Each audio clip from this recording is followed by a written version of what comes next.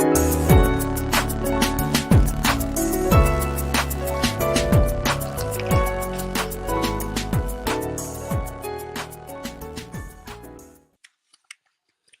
up? Yo, what's good, man? Nothing, man. How it sound? Yeah, you good. Good to go. Let me come this way so I could relax and lean back. That's Put what's my up. feet That's up. what's up. Yeah, man. So what's good, man? Hey, man, just taking it easy, man. Trying to make it, man. Trying to figure it all out, man. Day by day. You know what's up Man, with you? same thing, man. Can't call it. Nothing What's really up, man? changes. What's You up? What's know? up? If you out there, say what's up. Show some love up in those comments so we can see who's out there. And we're gonna jump into this tonight. We're gonna jump right in. We're gonna talk some good stuff tonight. We got special guests. Absolutely, absolutely. We might as well go on and bring him in right now. He's Yeah, definitely a friend of the he show, ready. and Yeah. he's coming in straight from Mount Vernon, New York. But I know that's not where he's at right now. What's up, Big D? Good What's evening, good? What's gentlemen. good? What's What's What's happening? up, good? bro? Chilling. Absolutely, absolutely. The Yankee fitteds, yeah. No. So Charles probably got a few Yankee fitteds over there. You got what your Yeah, Yankee no, I fitted actually got one Yeah, go ahead, right throw it on. here. Go on, put it Hold on. on. It's Hold the Hold on. fitted on. night. Yeah, nah, this ain't the fitted The though. fitted This series, man. Okay. Well, nah. the New York Hey, series. We just this go. is just mine. There you This is go. mine that I There you bring to go. the game. Alright. Okay. This is Okay. strictly in the stadium. I don't wear this only into the stadium. I don't just wear it though. Wow. Is that one of those things like, yo, I gotta wear this going into the stadium? Is this what we doing? Like, you know? Yeah, but nah, you know what? But I don't wear hats like that a lot anyway though. Just Okay. period. Yeah. Makes sense. Makes sense. Tempest, good evening. Who else is out there? If you out there, show some love up in these comments. Let us know you out there, because I'm operating with a bootleg system tonight, so I can't do a lot of the stuff I normally do. So I can't really see who's out there at this point. That's what it boils Yeah. down to. Big D, what's up, man? How you been? Oh man, if I was any happier, I had to be two people. Life is great. That's all right, man. That's all right. Yeah, he definitely got We got the the cousins on the show tonight. We got the wittiness of the commentary is always there. Yo, I be reading the joke. Yeah. what? Sometimes I just yo, they be writing the commentary, man. Sometimes I just be standing there laughing, man. Like, yo. What commentary did you see? I might have missed it. Not just about anything, whether it be Freaknik or the airport, anything, man. I just be laughing. And the great No, part Yeah, that's about what's it up. is all of it is true. That's the great part about it. yeah. Because like I said, everybody shook about this Freaknik documentary coming up. Why? Yeah. Let's talk about it. Let's get into it for a little bit.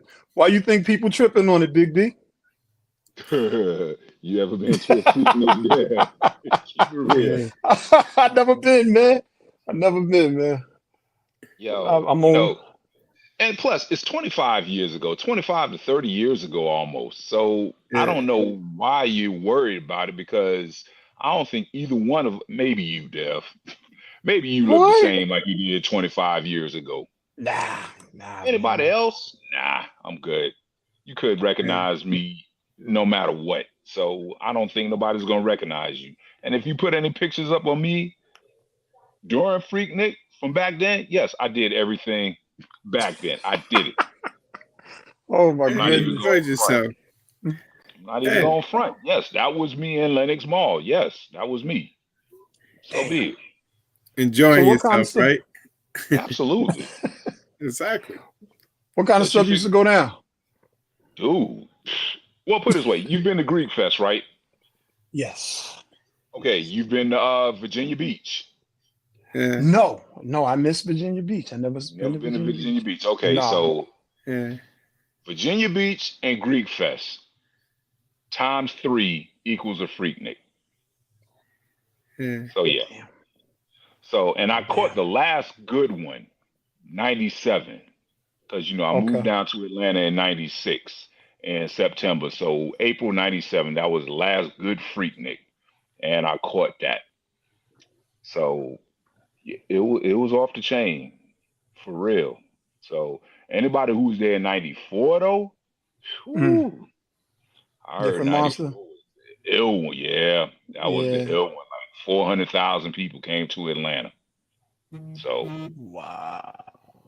yeah. I didn't know the numbers were that heavy. I mean, but it makes sense. It makes Oh sense. yeah. Makes Absolutely. sense. And the I funny mean, part about it is, bunch of lame dudes coming down to Atlanta trying to just meet as many women as they possibly could because they couldn't do it in the town where they're from. That's pretty much all Freaknik was after mm, the after 93. That's pretty much all Freaknik was. Mm. A bunch of lame mm. dudes and a bunch of preachers' daughters want to letting off steam. Mm. Oh man.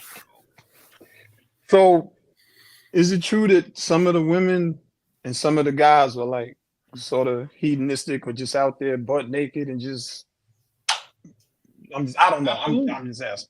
Oh, okay. Absolutely. You've Well, seen there the it pictures, goes. Jeff. I You've seen seen the pictures. videos. I see videos. I mean, but yeah, I have seen videos. I was actually shocked. Um, I can honestly say, last night, I was on Straight to Tape, and Perry and the rest of the team called me in to speak, and they were talking about it. And the funny thing is, like, out of the whole panel, Uh-oh. Did we lose him? How we gonna lose them? I'm saying. See, Uh, that's that iPhone. That's what it is. Nah, I think I don't know what's wrong with. Oh, there you go. Yep. my phone rang, and I almost forgot, man, to What I turn on tell you. notifications. Oh, you got to put the do not disturb on. Oh man, I got the notifications, and now I can't even hear y'all.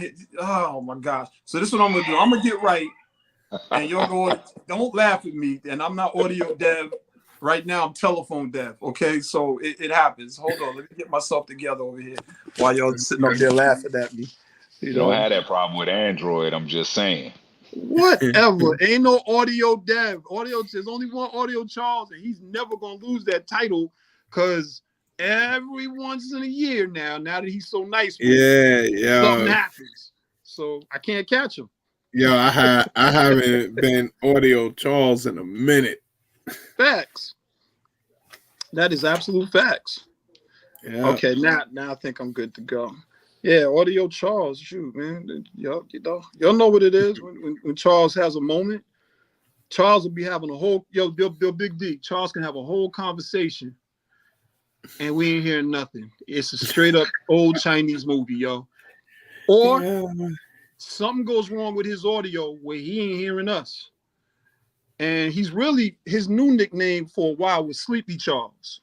I'm put that on. Yeah, nah. I'm up. I'm trying to cut this thing off, man. I don't even know what I'm doing.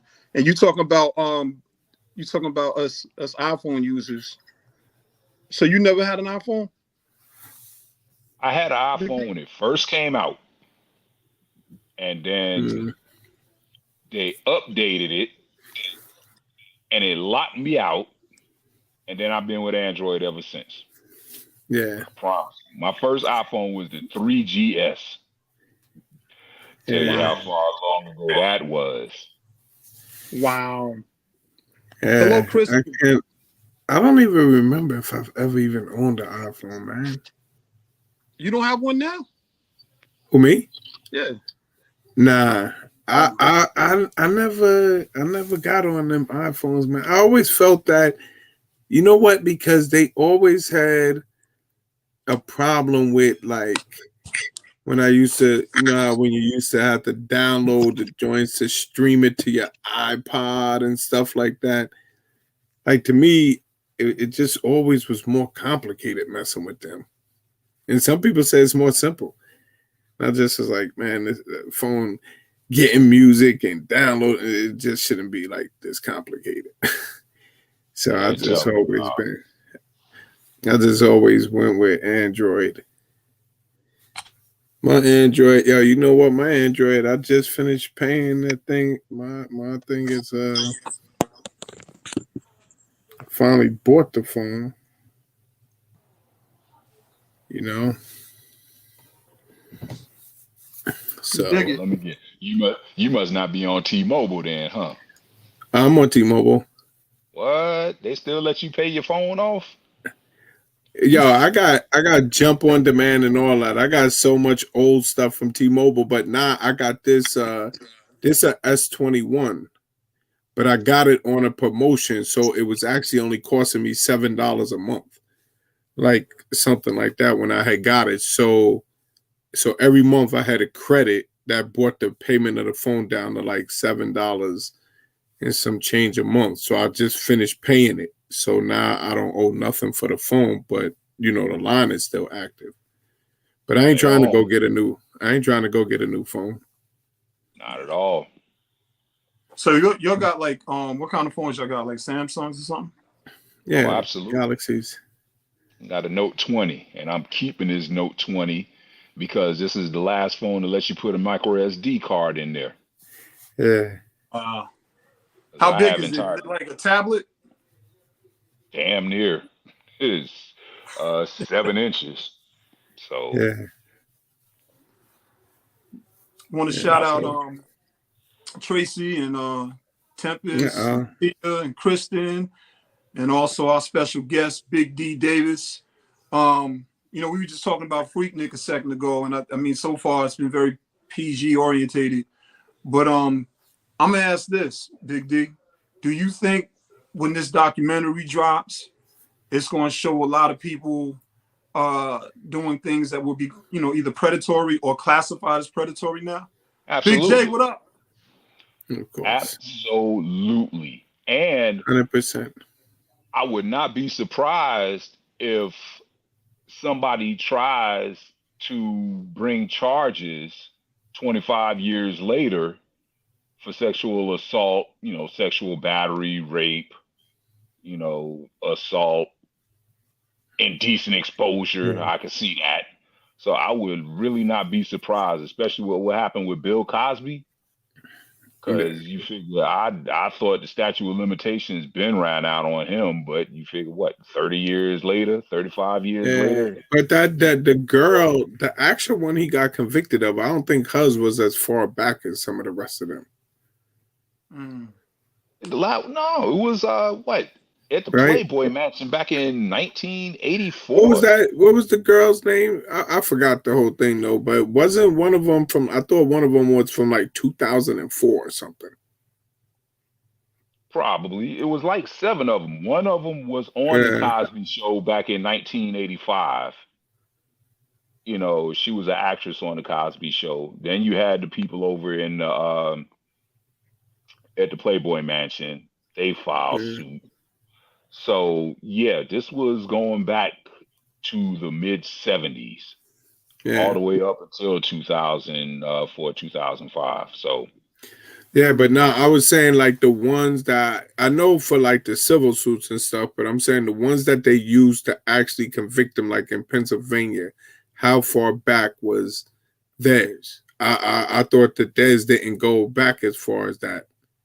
That was the chick that looked real masculine. That one, the one with the curl. Exactly. That was exactly. That was 1984. 84, okay. Yeah, that was 1984. And then, like I said, you know, I would have assumed that the statute of limitations would have ran out on that. So, since the statute of limitations didn't run out on that, there's going to be a whole lot of nervous dudes watching this Freaknik documentary. It is. That's a good point. Yeah, that's a good point. You know, I wonder if they could. Yeah, I'd really have to look up Georgia's statute of limitations, man, because that seems like a long time to be able to go back 30-something years. You know. You would think so, right? Yeah. I mean, I would actually have to look up what is the law of statute of limitations in like the state of Georgia for like any of those type of crimes. And for them to go back 30 years, it just seems like, you know, because when you even hear about statute of limitations, you never hear like time that long. You know what I'm saying? You know what though? But I mean, yeah, find out if possible. But you know, you got cases now where, you know, people that were children are saying like, you know, yo, such and such did such and such to me. And it's unprecedented, but you know, you've had, you know, cases like that pop up and they went after people. Like that's what I was about to ask you guys. You know, considering this is Me Too, this element, you know, for that time period, can we have an honest discussion about what that time period was versus what it is now? And like if Freaknik, there's no way Freaknik could basically happen now unless it was like on a private island somewhere with everybody dropping their cameras off of their phones, in my opinion. But do you think the times right now with the Me Too movement, all that other stuff, you think that that's going to gear up and maybe go after some of this? You know what they see? You think that's like some of the gas that'll go into it? I'm telling you, yes, absolutely. Like I said, it's gonna be, you know. I added the Me Too movement though specifically. That, you know, that push. You know, when the lawyers start coming and, you know, this is what we see. So you said absolutely. You know? Yeah, I mean, you could definitely. I mean, you know what else too, man? Because some of the events that happened, the women probably, you know, back then were probably never able to even identify the person anyway, especially in that type of crowd. So now you're talking about a documentary that is a collection of videos and stuff that, you know, you could create these still images. It's a lot easier to track somebody now down like that. So, you know, you might find some type of stuff like that. Like y'all was saying, definitely. You'll see what Jay Sutton wrote. He said, Google says 6 years for sex offenses, if not forcible, and 15 for forcible. Yeah. So, but even that might be state specific. You know, like every state might not have the same statute or limitation laws for each crime. You know what I'm saying? So, like maybe if Google gave that as a general one like that, that might be like a U.S. You know, like a U.S. Statute of limitation for it if it was like, say, a federal prosecution. But in Charles, 15 years. Yeah. Enjoy. Yeah. 15 years for Georgia. Okay. Well, so most people are off the hook then, I guess. Yeah. It's gonna get interesting. It's gonna get interesting. I never been, and you know, like I said last night, because they sort of was joking a little bit about the different individuals who Tico was, you know, he said something along the lines of the folk like myself who was burning incense and stuff back then, you know, and then they talked about the backpackers and stuff like that might not have went. I can't do it word for word, but I didn't really, when it first was going down, like I didn't have a problem with going. Honestly, I didn't know. You know what I'm saying? I was hearing about it. You know, that's around the time we was at St. Aug, and you know, I didn't have a problem per se going. But what I will say is, a few years later in the 90s, when I saw those tapes, like 97, 98, when I saw people's tapes, I was like, whoa, it was way more. It was way more going on, you know what I'm saying, than my mind could fathom without seeing it. Does that make any sense? Like my brain couldn't put it together. People saying this is what took place versus when you see it. So I'm wondering if it's going to have the same type of effect when they do this Hulu documentary. One quick thing, real quick, right? So I'm looking up to Dee's point about statute of limitations in the state of New York. This is on the NewYorkCourts.gov website. it says that for rape and under New York state law, that there is no statute of limitation. There is no time limit for which you can be charged with rape after the crime. For any class A felony. Hold on, let me see. Oh, for child sex abuse cases, the statute of limitation is most cases, if it's a civil case, the statute of limitation goes until the victim turns 55. And if it's a criminal case, it goes until the victim turns 28. So they have up until the age of 28 to think. If it's a class A felony, there's no statute of limitations on it. If it's a kidnapping, there's no time limit, or there's a 5-year one, depending on the facts of the case. For like manslaughter, it's 5 years. For murder in the first degree, there's no time limit on the statute of limitations when you could be charged. So yeah.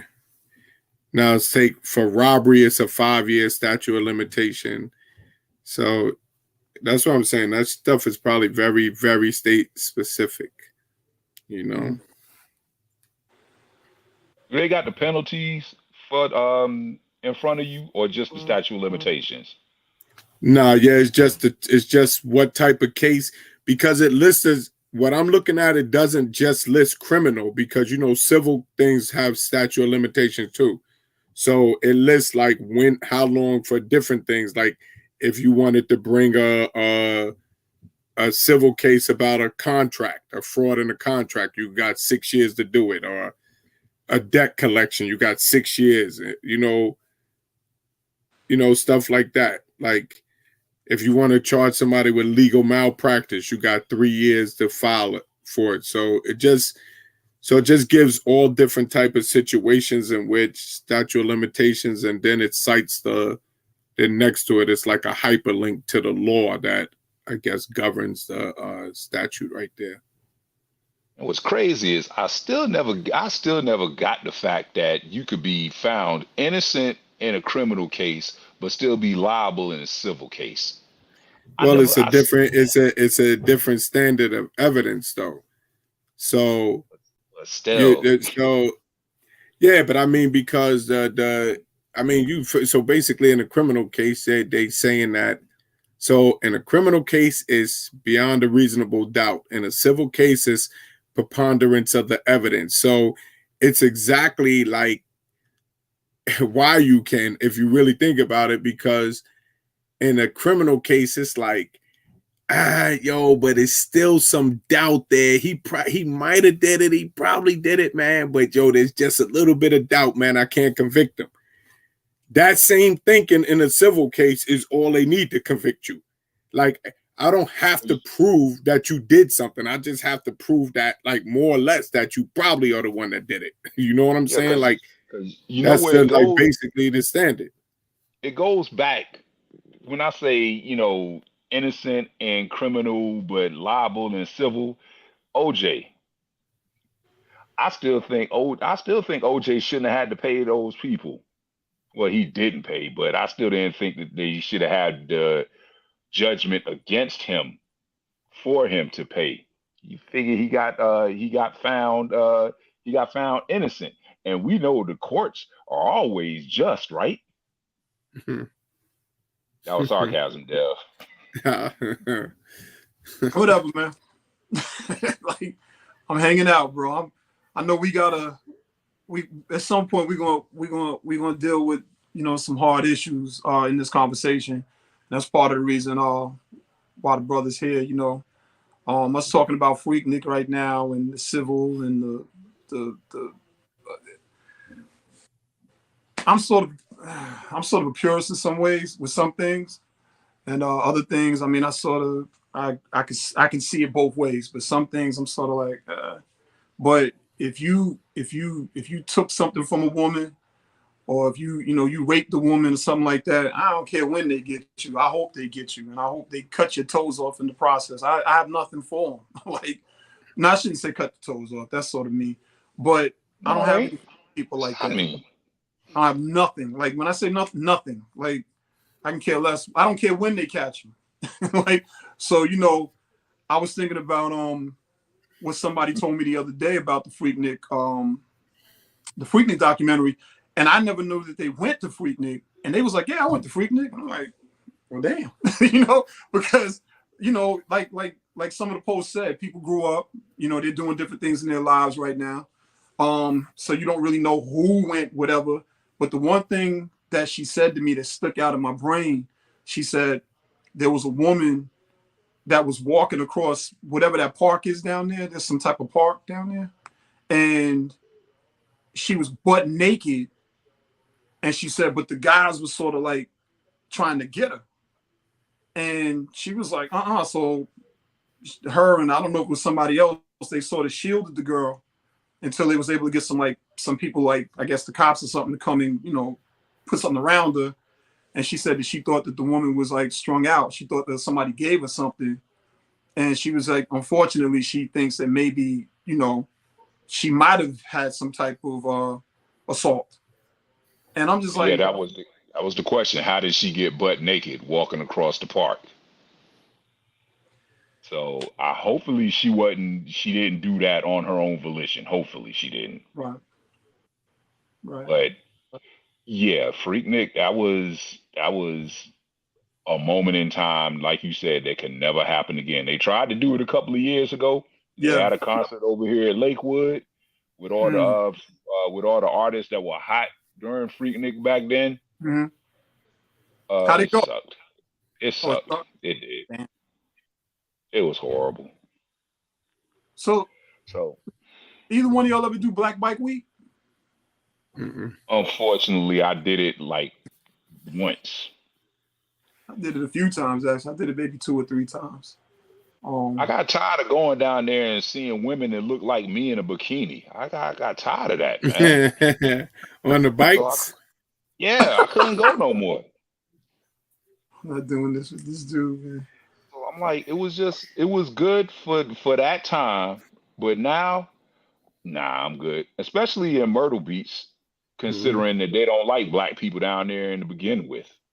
Right. So you figure everything is one way. You can't go back and forth. And if you stop for more than 5 minutes, they'll give you a ticket for loitering. Facts. They go after you.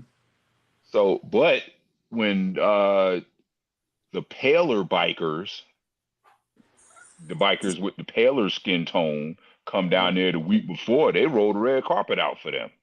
And they wild. And they are the ones that be on their bikes, drunk, naked, blasting Lynyrd Skynyrd, causing all kinds of commotion, but nothing ever happens to them. You pretty much have to slap a cop to get a ticket down there if you're down there for White Bike Week. But black people, South Carolina doesn't even have a helmet law. They'll give you a ticket for not having a helmet. I've seen it. Damn. So, damn. But we're still the stupid people to go down there every year and give them our money. So that's a long debate. I mean, not debate. That's a supporting people that don't support us without dough. It never stops. Yeah. I mean, really quick, Crystal, Saeed, what's going on, brother Saeed? Welcome back. We right now we was sort of just diving a little bit into Freaknik. I actually got some wine right here again. So is that your version of Freaknik? Some wine? Nah. Yeah. Mm-mm. Yeah. I don't know. Well, we'll see when it comes out. Do you know when it's coming out, that documentary? You figure Poetic Justice would have it come out next week, since next week would be the time where Freaknik would occur, because it would always be the third week in April. The third weekend in April. So that would be Poetic Justice. But nobody said when it's coming out. Okay. I think it's going to be one of those surprise drops like a Beyonce album. That's what I really think. They getting their lawyers in place, man. Uh-oh. Crystal, were you there? You said your children called and asked, were you there? Were you there? No. Uh-oh. Toast. Uh-oh. There it goes. Okay, there go your toast there. Yeah, but you know what? Somebody had jokingly said on their Facebook post for the people from Raleigh, like if you had been at like the zoo or Kamikazes, that was sort of like a baby version of it. I don't agree. Not at all. Because I mean, I remember what Greek Fest used to be like, and that was crazy. And so you're saying Greek Fest, Virginia Beach. Yeah, Virginia Beach is the closest thing. Yeah, that's the closest thing to Freaknik. But yeah, that's my boy. Love him to death. Kamikazes is no way comparison to Freaknik. Because I used to work there. That was nothing. That was a walk in the park. So we've had gym jams in Emory that was wilder than Kamikazes.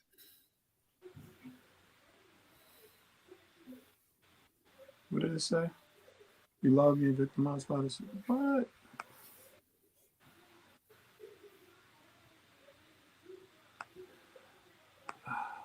Yeah. I ain't gonna say victimized, but sometimes you have no choice. To give people your money that you normally wouldn't do it. So Dev, that's you. You're the power to the people. Is that true?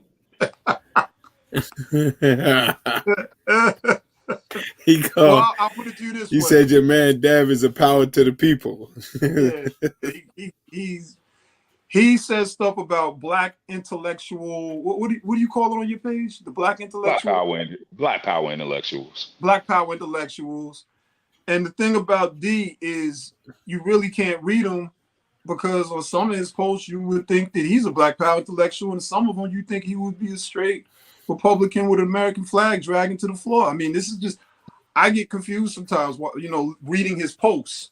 So, when we get into this talking a little bit about, the drugs, and if drug dealers should bear the brunt of a murder charge if someone dies using that stuff that they sold them, we're gonna see. Am I a Hotep type of dude?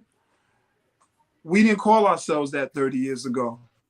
And I see a lot of people right now that used to have a lot to say about the way we moved back then. And a lot of them are starting to sound exactly like we sound now. So, maybe it's just, Boy, I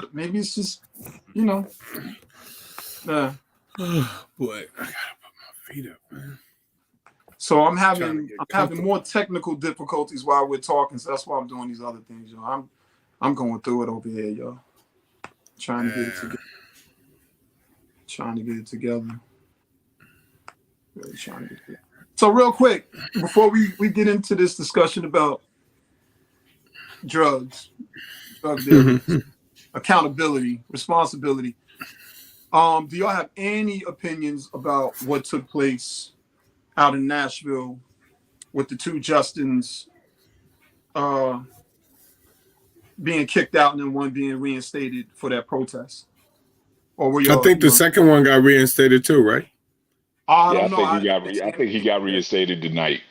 Yeah, the second one too, yeah. Okay, y'all educate me. I didn't know.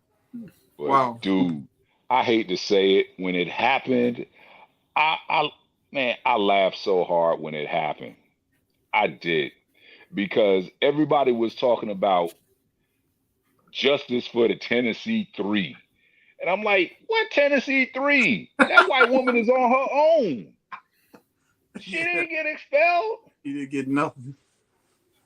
Yeah. She did not get expelled. The two brothers got expelled for protesting gun violence, and then what happens in Louisville? Yeah, 6 he people ran up in the died bank.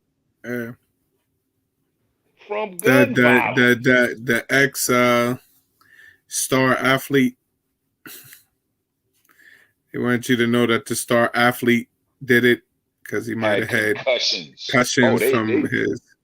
they gave him a built-in excuse Oh, quick. this is me Yeah, off yeah, so yeah, bad, yeah. man. That. So that's when the hoteps kick in. See, that's when you'll have a hotep moment where it's like, yeah. And everything isn't like, I'm not surprised. You got a lot of people say, I'm not surprised. I'm not surprised. Well, what are you doing about it? Like, you know what I'm saying? Or it's what do you teach your children about it? Like, you know what I'm saying? Some of this stuff is, the irony isn't even technically irony at this point. It's the laws and it's the way things are. But that don't mean we have to accept it. So I had to have a hotep moment kick in real quick. Well, Yeah. that's not a hotel moment. But the thing is white people can't be mediocre. They don't know how to be mediocre. You figure if they find a way, if they find out that they're mediocre and they can't cut the mustard, because you know the reason he came in there because he was about to get fired. And so I'm like, dude, you gonna come in there and shoot up your job because they're about to eliminate your $18 an hour position. That's I crazy. mean, keep it real. If it's about that, go to Amazon. I'm saying Right. Amazon starts you off at $18 an hour. Right. I mean, but that's really what it was about, though. Yeah. Yes, he was Yes. about to get fired. Yeah. And so he said, okay, you can fire me if you want to. I'm gonna shut it all down. He put it this way. They told him, I think he had his performance review 3 weeks ago. 2 weeks ago is when he went to go buy the AR-15. Wow. And they always tell you he bought it legally. Mm-hmm. And so my thing is, if you see a pimply faced 25-year-old white boy come in and buy an AR-15, you're not asking any questions. I mean, literally. Mm-hmm. So I'm like, I promise you, I have a gun permit. I've never been arrested for a felony. You let me go up in the store and try to buy an AR-15. Bet money that the cops should be there before I leave. Mm-hmm. You know, it's a sad state of affairs, but you know, that's the way it is. That's why you never see black people with AR-15s. Mm-hmm. Mm. But yet the most mediocre white person can go in there and get one for no problem. Because if you notice, has anybody heard from the Second Amendment Mafia? Oh, you're not gonna hear from them with that. Not at all. Yo, Not and at the all. reality is that I don't think that legal gun owners, so to speak, are accepting the level of responsibility that they have in shooting up the country. They just keep talking about the crime and the ghettos and the inner cities, but yo, like, it is legal gun ownership that is playing a major role in help shooting up the country, man. Now, the illest thing ever, nobody cares about guns and gun violence, but everybody has an opinion for Kid Rock shooting Budweiser cans because Bud Light Anheuser-Busch has a transgender spokesperson. How crazy is that? Hmm. America is like, yes, we would rather have the guns than the alphabet people. Because black people are like, okay, Kid Rock, you haven't been relevant since Biker Boys when you were in that movie. But now everybody's giving him a pass because he has a gun and he's shooting Anheuser-Busch. But I'm surprised that the LGBTQT community hasn't been more vocal about this, because he pretty much put a target on every transgender person's back. Well, But you haven't heard from them. my take on that is I really haven't seen anything outside of like I can't even say the Pope with them. I've never really seen that community go at a heterosexual white male on that level. Maybe they have. I haven't Who? seen. The Alphabet Mafia? Really? Dude, they go against, and you can't. I promise you, you can't say anything. Hear me out. Oh, and the reason I'm saying that is because the way I saw the sort of shift happen, it all of a sudden, in my opinion, it all of a sudden was seeming like the gay bashing or all of the negative energy for some reason was inverted. Like it was like black people having some type of major issue in some ways with that community. And listen, I don't know, but I can't think of anything where I've seen them put their numbers and everything else to go after people like a Kid Rock per se. You know, not saying it doesn't happen. I might be a little naive or even ignorant to it, which is cool, and I would want to be educated.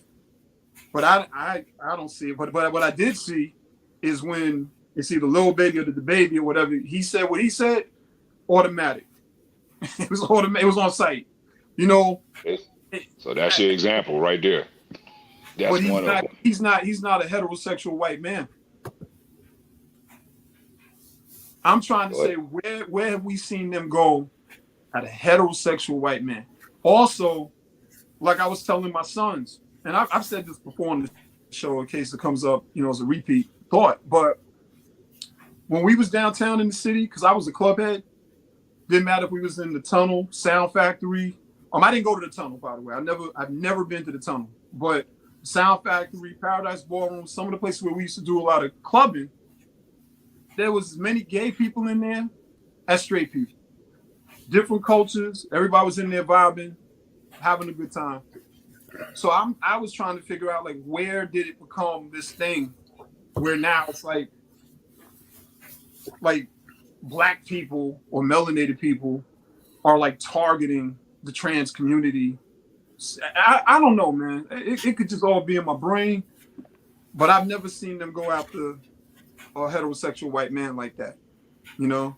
And I didn't know that Kid Rock did what he did, but I don't got nothing for him, the Marky Marks, any of those guys that used hip hop and then got what they wanted out of it, including black women, and then all of a sudden they is heterosexually white male as possible, and they waving their flags, and I can't do it. I don't have nothing for them, so you know, I don't know. So they're having a brain freeze, but does anybody in the comments know of that? This like he's serious about this, but like for yeah, I wasn't even really familiar with that. Yeah. Well, That's listen. wild. Why don't we go on and segue over, and let's give some background on what we're about to discuss. You know, should drug dealers go to jail if someone overdoses on what they sold? Is that a good way to put it, Joe? We didn't have an actual title for this, but actually coming on the show is here because you know, there was a post that he had on his page. Do you mind if I go and read the post, or do you want to just say what you said and then we can just go Knock from there? yourself out. Go ahead. If you pulled it up, knock yourself out. I'll go get it real quick. It's not a problem. Let me see. So I was scrolling on Big D's page the other day, and let me first say this is a disclaimer. Big D's one of my brothers.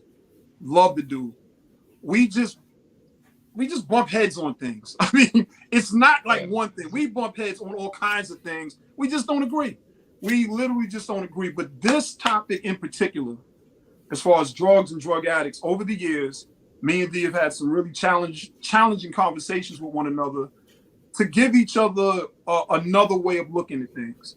And sometimes we get on the phone and talk about it. Sometimes you might see us on Big D's page, and he might come on my page.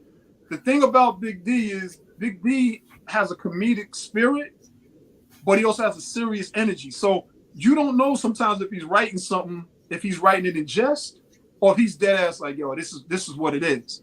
So this is one of those times where I know this is what it is. He wasn't writing in jest, he wasn't joking, and this is what he wrote. Not the documentary. Let me see. I thought I had it. Dude, you got some wild stuff on your page.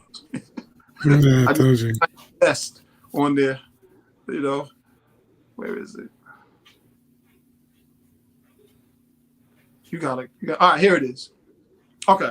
So Big D wrote on his page, there's something inherently wrong with drug dealers who go to jail for manslaughter, drug distribution. I have absolutely no problem with them being locked up for, but manslaughter? That's on the addict. So, pardon me. Let me read it again. I read it wrong. There's something inherently wrong with drug dealers who go to jail for manslaughter. Explanation. Drug distribution, I have no problem with them being locked up for that. But manslaughter, that's on the addict. And it sparked a conversation. Now, if you want, I can read what I wrote on your page, just so people can see, or we can just start from here. It's 100%. Go ahead. Go ahead. Okay, let me go see if I can find my comment. And I wrote a few comments because I was under somebody else's post also. But what I wrote under his comment initially was I wrote on the addict, especially those who weren't addicts, but they would slip something else that was not known to them. Yeah, right. Disconnected variables. Then I wrote for the other two people from my town who died when something they were using was laced with something they didn't know was in it. Jail is good for the server. And then Big D followed up and said,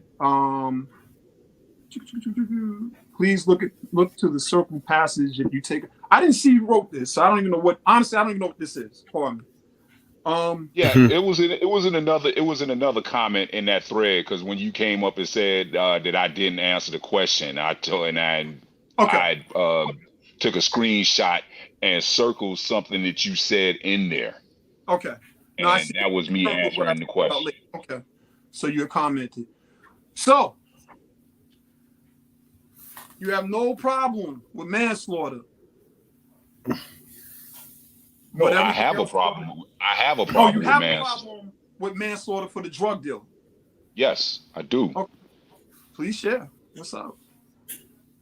Because, like I said, we've gone through this for the past 15 years about how I feel about drug addicts. You cannot force a person to take drugs. That is totally on the person. When you said that the people in New Rochelle were taking something and they slipped them something else, they were taking drugs, period. They went to go get high. Them slipping something, them getting slipped something else, it doesn't matter if you wasn't out there getting high in the first place. And we're a society where we're trying to blame everybody else except the person who needs to be blamed, and that's the addict. Because you cannot find a drug dealer that has to advertise. You cannot find a drug dealer that will knowingly force drugs on somebody. They're getting sought out for people that want to get high. Now, why should somebody else face 50 years for your bad decision? For you wanting to go get high? And like you just said earlier about the sexual predators that you wish you could cut their toes off, you have no use in life for them. I have no use in life for drug addicts. I don't. Because I pretty much can equivocally say you've never done drugs in your life. You haven't done any pot, you haven't done any pills, no heroin, no crack, right? Dev, I have Charles, never have you smoked. done any hard drugs? No, I smoked weed, but other than that, no, that's not me. Okay, I've never done drugs. Hell, I quit drinking 27 years ago. And nobody is going to come up to me and say, hey, D, here's the blunt. You want the blunt? Here's some crack. You want some crack? Okay, hold on then. Let me ask you this then. Boom. This is how I'm gonna tie the drug thing with the drug dealer in to what you just said. But you're at the bar. Nobody's forcing you to get the drink. At what point does the bartender, and you see cases like this, at what point does the establishment become liable to some degree by continually giving you something that you sought out? That's a point that we can't use because alcohol is legal. Whoa. Yeah, but we're not talking about hold on. But in this situation, we're not talking about whether the substance or the product is legal or illegal. We're talking about individuals being held legally accountable for their actions regarding the product, regardless of whether the product is legal, illegal, or whether it's drugs or whether it's alcohol. That's really irrelevant to whether or not the person should be legally held accountable for the actions that result from those things. I get what you're saying. It's still apples to oranges because, like I said, Not really though. How is it not? Yeah, yes, really. You can be impaired off of 3 drinks. Okay. You can be impaired off of 3 drinks in the Okay. club. And Dev will tell you that I've been a professional bouncer for 31 years. Mm-hmm. And I've seen it all. Bartenders, well, put it this way, 98% of the bartenders will cut you off when they feel like you've had too much to drink and you're sloppy drunk, just falling all over the club or whatever have you. But it's still not illegal to serve alcohol. Now, But I mean, actually, you can legally be held accountable to continue to serve. That goes back to that. That goes back to the thing where we just said where we're a society that always wants to blame somebody else. Now, granted, yes, you can. Like I said, buying alcohol is not illegal. It's illegal for you to get in the car when you're too drunk to drive. So under your opinion, let me ask this. If I was visibly drunk and a bartender continued to serve me the legal alcohol, even though I was clearly visibly drunk, other people testified that I was visibly intoxicated. Video evidence appears to show I was intoxicated, but he kept giving me something that I wanted. And I go out there and crash that car and kill somebody. Let's say somebody you knew. You think that bartender has no legal responsibility for what just happened? Because the alcohol is legal? The bartender didn't make you get in your car and drive. Okay. I mean, that's so you're not holding everybody. Everything sets off a chain of events. You see, so you're just picking where you want to start the level of accountability at, and you look like a lot of people would do. You definitely want the most accountability, obviously, to fall on the person who commits the act. You know, it's like, okay, I understand you was molested as a kid, but you can't molest people. So I'm going to focus on the person who commits the act. But when you look at it from a legal standpoint, I'm going to tell you what, honestly, I'm going to tell you what about what your opinion on that. I believe that legally you could probably hold every drug dealer accountable to everybody that dies of an overdose based off of a manslaughter type of law, right? Not a murder, because it's not intentional. So not a murder, but a manslaughter, because a manslaughter, basically, all you have to prove is that your actions were basically reckless enough that you know that one of the results of this could have been death. So anytime, you can almost argue, anytime I give a person drugs, not knowing how it may affect them, I could be contributing to everybody that ODs. I think that we only see the prosecutions when the person that dies is a celebrity, like the dude from The Wire.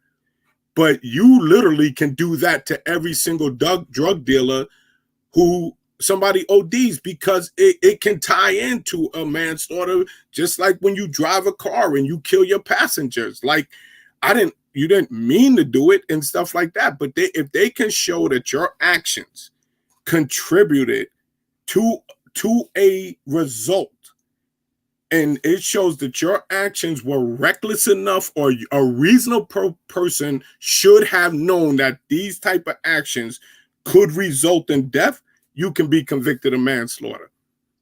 So you could almost make that argument for everyone that sells drugs and somebody dies from it, that you should have known that your actions of selling drugs could potentially have led to this outcome. Yeah, you know, that sounds good. It does. Well, that's legal. It's just legal. Well, it sounds good. But once again, you don't take the drugs, it's no problem. 'Cause like I said, we're talking about illegal drugs.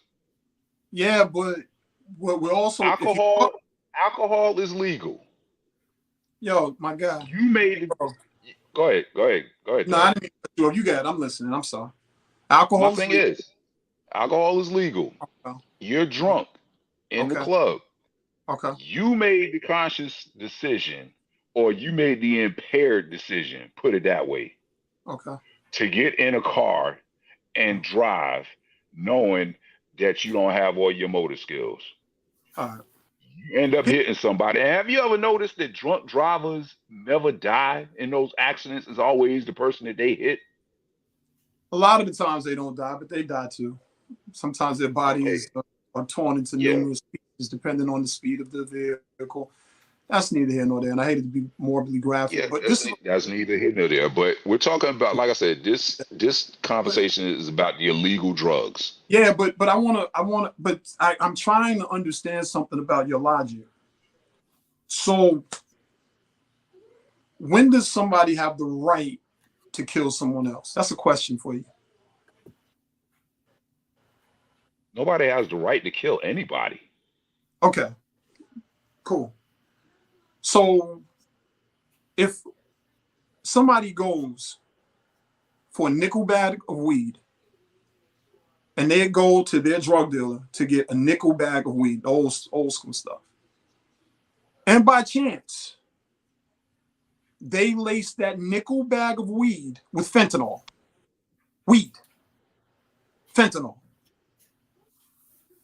and the person that smokes the weed dies or chokes, you're telling me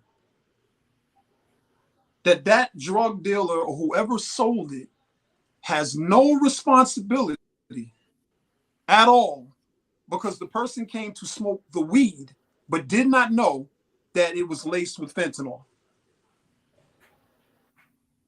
Absolutely, because that's the chance that you're taking by doing drugs in the first place. No, that's like not. I said, all of us, Jeff, all of us are from New York. That is not. All of us are from New York. We're acting like this is a new phenomenon. It's not. This is a new phenomenon. This is what I was putting on. It's not a new phenomenon. Fentanyl not a is a new completely phenomenon. new phenomenon. What are you saying is a new phenomenon or not a new phenomenon exactly? Lacing drugs with fentanyl. No. It's My not a God. new phenomenon because back in the days, Charles, you can attest to this. You know, you've known people who used to smoke weed that was dipped in PCP. You Mhm. know, people who was smoking weed that was smoked that was dipped in angel PCP is dust. fentanyl. It's just as bad. No. I mean, but it was the It's harsh just drugs of the time. He's yes. saying Listen, It was the just is as thing. it was just as PCP fentanyl? it was just as bad. No, you're not answering the question. I know the difference between the two. That's why I'm asking you. Is PCP fentanyl? No, they're two different drugs. So let me start there. We have never been in this time. That's why a second ago I was like, this is unprecedented. We have never been in this time. So when you say that, I'm like, it's a minimization of actually what's taking place. So let's have a recap of what's happening in the now.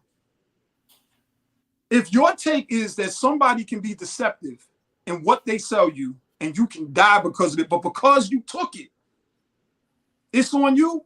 We just different. We're so Y'all just polar different. opposites. No, but my question to you would be more about your morality at this point. Because if you can't see that of a 12 or 13-year-old, because in one of my children's schools, one of the children did OD in the 8th grade and died. And if you can't see that whatever that child was taking, the child, in my assumption, was not trying to kill themselves. They were trying to take a drug. Now, this is where me and you definitely don't see things the same. Because the one thing I always look at is the variables. You know why I look at the variables? Because I know that somebody that might be on crack might not have started on crack. I also know somebody that might be using heroin might not have started on heroin. I also know that when you talk about all the drug addicts, you know how many people end up getting hooked on opioids because they have a car accident or something bad happens to them. They end up taking the pain medicine, then they get hooked on drugs. But death to them too, correct? Pretty much, yeah. Yeah. Pretty much. My thing is, you're talking about an 8th grader who is doing drugs. Why was an 8th grader doing drugs? There's no telling why the 8th grader was doing drugs. No, you're talking about variables. Why is an 8th grader doing drugs? I just answered your question, and I'll say it again. There's no telling why an 8th grader was using drugs. No difference than you can tell why a 70-year-old is using drugs. There's no you don't know why people have gotten to why they're using drugs, but you're different, bro, because I just gave you a scenario that happens to millions of Americans and millions of people around the world where literally they have a car accident, God forbid, or something else. I'm talking about professionals, people who have never used drugs a day in their life. They get hooked on the drugs, and you're like, pretty much. I'm like, come on, man. That's cold, bro. That's when I say you cold, that's what I mean. But I'm gonna tell you something else, and I don't wish this on you or anybody else.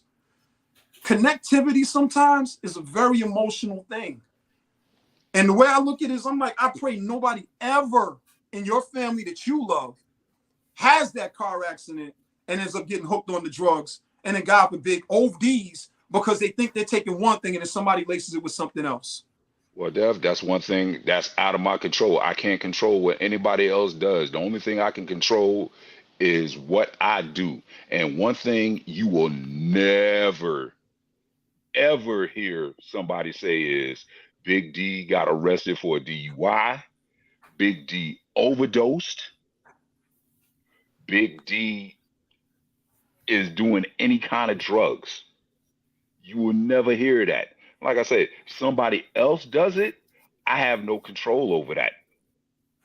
I could try to help them out. You don't have compassion. But you talking about control. It's really compassion. Excuse my language, control. No, it is what it is. Compassion. I have no compassion for drugs. I have no compassion for drug even addicts. Even if they did not do it on their own, and what do you mean they didn't do it on their own? Yo, you just cold, bro. You cold, man. You cold, man. You're saying that like somebody forced a crack pipe into their hand. I just took it away from conventional drugs. Okay. You said a doctor prescribing opioids. You said a doctor prescribing opioids. I did not say that. You I did didn't say say that. anything about the You said a prescription. car accident, a doctor prescribed opioids, and If then they they took have to something start else. using the fine, pain medicine, and then they get hooked on it, you saying F them too. Because you said they went something else beside the opioids to deal No, with the pain. let me go back in case you didn't hear me and give you the scenario again. And let me be clear with the scenario so there's no misunderstandings about your cold ass answers, bro. Because you cold, Right. bro. You cold. You cold, bro. Your level of compassion is in the friggin' toilet. God forbid somebody has an accident and they get hooked on the opioids that are being given to them or the drugs that are being given to them for the pain medicine. This happens to millions and millions of people. They get hooked on it and now they cannot no longer control it. I said, so pretty much F them too. And I said pretty much, yes. Yeah. So again, you have no compassion because what you're saying is no matter how an individual has gotten to that point, and for me, I don't care how they got there. I don't care if they try to joint for the first time or if they're outwardly drug addicts. They have a life that matters too. You should not be allowed to slip them something and kill them and not pay a price for that. You should not be allowed to be deceptive in your practices and then somebody else dies because of it and you don't pay a price for that. Does a drug addict you should be held any liable onus? and your ass should go to jail if you trying to get a heroin addict higher and then you give them a dose of the damn trink or whatever, the heroin addict thinks he's getting or she's getting heroin, and then you put something else in there that's not in there. That's deceptive. Yeah. Does the drug addict have any responsibility whatsoever? Let me tell you something about responsibility and accountability as far as drugs go, okay? Obviously, if you're taking something that you should not be taking, yes, there is a lot of responsibility and accountability you have to what you ingest. Nowhere across the board have I ever said there should not be accountability. But what I'm trying to do is say, okay, they've taken it, but they've taken it under a guise of something else. I'm actually trying to give you an alley-oop to get out of this thing, and you ain't even slamming it home. You sounding cold, bro. You sounding cold, bro. You sounded real cold, bro. Real, bro. Like ultimately. He said, yo, I ain't jumping for no baskets. He said, You I are don't need no not alley-oop. giving the drug addicts any onus whatsoever. Dev, Do you want me to give them more onus? Did I just now not say hold up, Dev. No, Charles, did I not say that? Yo, no, let me ask you something, right? Here's something deep. Charles, before we start, Dev, you remember that conversation that we had 4 years ago? What part of it? I don't remember. Tell me. No, I'm gonna tell you. I posted an article about a clinic in Canada that was giving drug addicts places to shoot up with clean needles and medical heroin. You remember that conversation? I don't, but you can definitely bring me back. I told you where was this compassion back in 85 to 89 where people were robbing people, killing people, knocking old ladies upside the head for crack. Where was their compassion? Where was their compassion back in the 70s in Harlem when heroin was running rampant? Where was whose compassion? Whose compassion are you talking about, though?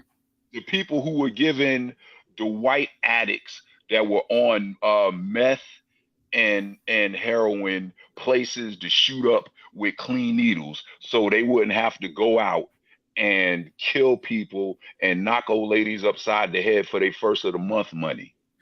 Yeah. And then I asked Dev, where was that compassion during the crack era? Where was that compassion during the 70s heroin era? Why would you ask me that when that's been one of my understandings for 50 years? Actually, I've been on this earth 51. I grew up through and out all of that stuff, so I don't understand. So what was our conversation? Because because you have like real strong views. So it's like, one thing is like, is there a history of any of that, like with someone close to you or something that Oh, listen, has there's like? no secrets that my mother was a drug addict. There's No, secret. I'm talking about D though. I understand where yours come from. I'm saying, but his is like opposite of yours, like dead opposite. Like you said, y'all don't agree and see eye to eye on this at all. And I'm saying the D, there seems almost to be like not just a position, but almost like an anger or something towards them. So I'm saying, like, does that stem from something other than just an opinion on drugs and drug use in our society? Does it come from a place more personal? Not really, because I told Jeff about my mom. My mom was an alcoholic. You know, she made my life more difficult than it needed to be. But you know, it wasn't drugs. It wasn't, you know, stealing out. It wasn't, you know, nothing like that. She was just an alcoholic. But around me, like I said, the neighborhoods that we grew up in, you knew how Mount Vernon was in the 80s. You knew how Harlem was in the 90s. The neighborhood and the situations we were around, I just hated drugs. I hated drug addicts. The reason I don't do drugs, I've never done drugs, was Len Bias overdosed on cocaine. The minute he overdosed on cocaine, any thoughts I would have had smoking weed, doing cocaine, doing crack, anything like that went out the window. So I just do not like drug addicts. You hate And drug addicts. yes, I hate drug addicts. You hate people with a condition. No, I hate drug addicts. It's no condition. Like I said, Dev, you're trying to humanize this. I'm not trying to humanize shit. I'm You're asking you a trying to question, bro. humanize it. You hate people I- with a condition. That's called drug addiction. That's Is it called not a being a condition? drug addict. Is it not a condition? It's not a condition. You're a drug addict. Like I said, if you have no problem with somebody knocking your grandmother over the head to grab her purse so they can go ahead and get some crack, if you want to call that a condition, go right ahead. You know Those what, are man? I people wrote a song need to many be years locked ago. I wrote a song called Some Do, Some Don't. Some do, some don't. So for everybody that you got that might be knocking the grandmother over the head, you got individuals that don't do anything to anybody, but they kill themselves. They kill But themselves. you don't have anything. Excuse me? You said they kill themselves. If you are You're putting drugs in your zooming out for a system, minute. if you're putting drugs in your system, for my opinion, that's a slow death. That's just how I look at it. If you're putting them hard drugs in your system, over time, it's going to kill you. That's how I look at it. So that's how I see it. But the thing is, Okay. you just said a second ago, you hate drug addicts. And then you saying I'm trying to have a level of compassion. I have an incredible level of compassion for people who are on drugs. I have an incredible level of compassion for people who are homeless. I have a credible level of compassion for dumbasses. I do. Dumb people. I'm like, that was dumb. How many times you want to keep doing that dumb stuff? Well, guess what? You didn't get it the first time. Yo, my man, don't do that again, because this is what can happen. My level of compassion is enough where if there's something I can speak or something that I can do, I do it. You know that better than anybody because you know how I am. So, Absolutely. So the thing is, I understand now because Charles asked a great question. And I think, if anything, there's a root cause of understanding. You hate them, and the environment that you came up in, whatever it was that you saw, and including Len Bias, it has led you to the point of hating them. So here's my thing to you. At one time, I probably hated some of the drug addicts around me too. Matter of fact, I know I hated a few drug addicts. Matter of fact, I had some issues with quite a few things, but the one thing that happened that I'm grateful for is once I learned and had a better understanding of the why, like why certain things were happening, why certain people were in certain conditions, my views changed. but my level of compassion ain't never going nowhere. So we just different, bro. Like, we just different, man.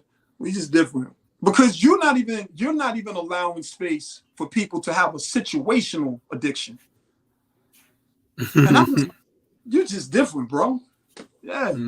I'm just different, and I gotta be different, Charles. You heard Dev cursing me twice. You heard Dev cursing me twice.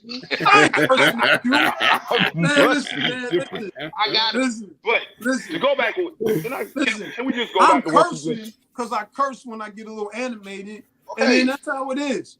But I'm not mad at that. I'm not mad at that at all. But I made it clear before we even we had this discussion. My love for you ain't changing. You my bro. I love you. Ain't nothing changing there. I've never, your whole physical life, I've never disrespected you. It ain't gonna start now. You've never disrespected me.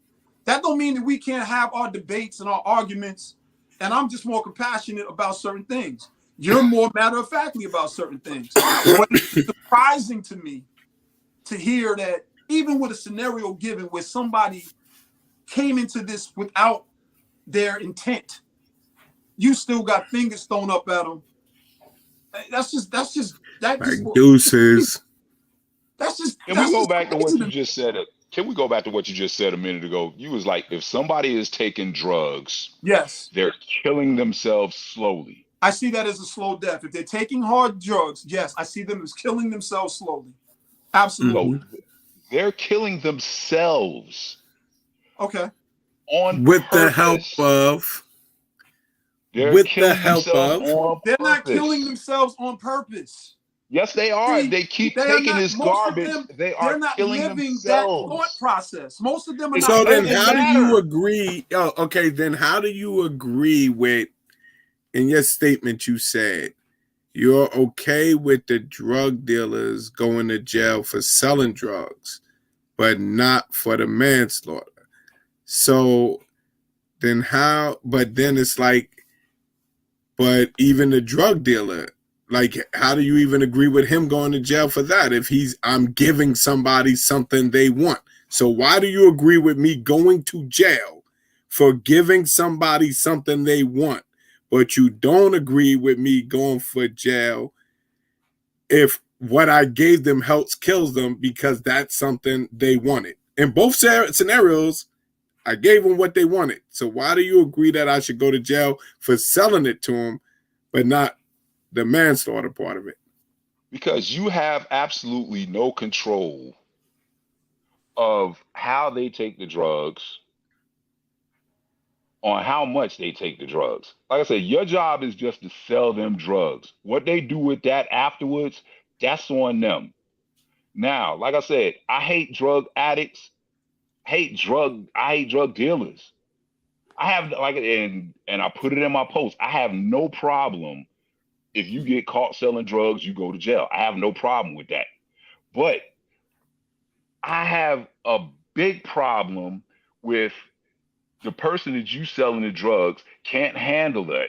They die and their family comes after you because you sold them the drugs that they ended up ODing on. That's how we get Megan's Law. Megan is an upstanding little 14-year-old white girl. Peer pressure that made her try some fentanyl or whatever it is, because that's the new TikTok phase. Mm-hmm. Megan dies. Megan's mom don't know what the hell is going on because she's letting social media and she's letting entertainment raise her kid. Now she wants to be a concerned parent and she wants to go to the legislature. We need to make a law. We can't have this stuff killing our kids. But yet you're not paying attention on what your kid is doing. Dude, you really do. My God. So what? But then what do you say to the parent who feels that same way, but they're paying attention to what their kid is doing? A parent that's paying attention to their kids is not gonna let the fact that they're using drugs slip by them. That's not true. You've Yo, got how many bro, kids you got? you bugging, bro. Dev, You how many bugging. kids do you have, Dev? You bugging. How many You kids do bugging. you have, Dev? You're one of the You most involved fathers You of bugging. anybody that I know. My bro, you bugging. You Dude, bugging. wait a minute. No, You're you one of the bugging. most You bugging. you're one You of the bugging. most involved fathers that I know. Right. Uh-huh. Would you know if your sons were doing drugs? Absolutely not. Okay. Absolutely And not. Now I'm the one let me that's take it. Let me bugging. take it one step further. Let me take it one step further, because this is where it's like, nah, you can't police your children every minute of the day. On top of that, everything from vaping to pills, you won't know if that stuff is in their system. Yeah. You won't know. If your child is vaping, they could be walking around vaping. You're not going to smell it. It doesn't have a conventional giveaway like weed. And they could be vaping with all kinds of stuff in that pen, and you're not going to know it. So let me say this. I try to stay up and make sure I'm up on what they do. But a lot of it has to do with conversations. A lot of it has to do with trust. A lot of it has to do with like, yo, listen, if you make a decision to do that stuff, you know it didn't come from me. It didn't come from your mothers. That's not it. You did that. You made a decision because you were raised differently. But the one thing that I know for certain, you cannot police every human, especially your children. So whether it's, I was a peer counselor, and I dealt with a male abstinence program right out of college. That was my first job. Male abstinence. Abstinence from drugs, abstinence from sex, abstinence from violence. And if they were going to use drugs, this is the second tier, there was safe sex, there was condoms, there was things that they could do to protect themselves. Dude, most parents, I would argue, they can do their best. But ultimately, at some point, it comes between you managing your child to consulting your child. I am one of the most involved fathers probably on this earth. But I'm not a fool when my child goes to school for 6 or 7 hours out of the day. And so I have to rely on what they were taught, the decisions I pray they make, and the understanding that, yo, when we talk about peer pressure, let's talk about social pressure. It's just a different world. So now your child can literally be taking pills, come in and do their homework, lay down and go to sleep, and you won't even know that your child is tripping. Your child can be eating edibles. You're not going to know unless you find them. You go through the stuff and find them. Somebody rats them out or they slip up. And there's so many parents that I have talked to in recent years that were beyond shocked to find out that their child was using drugs. Beyond shocked. Like, I can't believe it. And people go, well, you should have known. You can't even police your partner. You can't police your cousin. You can't police your brother, your sister. Individuals are going to do individual things. So I pray that my sons don't make those decisions. We've had to have a lot of hard talks over the years, but I'm not going to be naive enough for me, and I'm not speaking to any other parent in this world, to think that for everything that I poured into them, that they're not only going to make mistakes, but I don't want to be naive enough to think that they're going to do it. I just talk to them and talk to them and talk to them. And I also let them know if they make that decision, it's going to break my heart. It's going to disappoint me times 1,000. But the reason I do this, because I always notice that small percentage. I got 2 right now that's in college. One is Central, one is St. Aug. They're living in suites. One got their own little spot. I can't tell you what that young man is doing right now.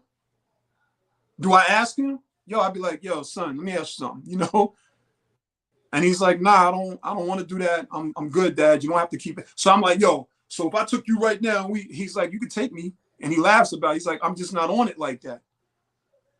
But that's the best that I can do now that I went from a manager to his consultant. I don't manage him anymore. I don't tell him what to do. I hope that he makes the right decisions. The younger ones, yeah, they're being managed. I don't think that there's an all there's an all-inclusive answer to that. I just think the parents do some parents will do the best that they can, and they pray that they get the best results. And I'm gonna tell you who told me something, and I'm gonna shut up on this note. It was Dr. Cambon who told me back in the 90s. I didn't have any children. And I'm gonna tell you what he said to me. He said, you know, if my children decided right now to do anything other than what they were taught, I know that me and my wife did the best that we could to teach them right. But at some point, they have to make their own decisions. And if they make it, I did not make it. They made it. Because I taught them everything right, and I'm modeling everything that they need to see. So if they make that decision, they made it. If my sons make that decision, that's not going to be a reflection on Dev.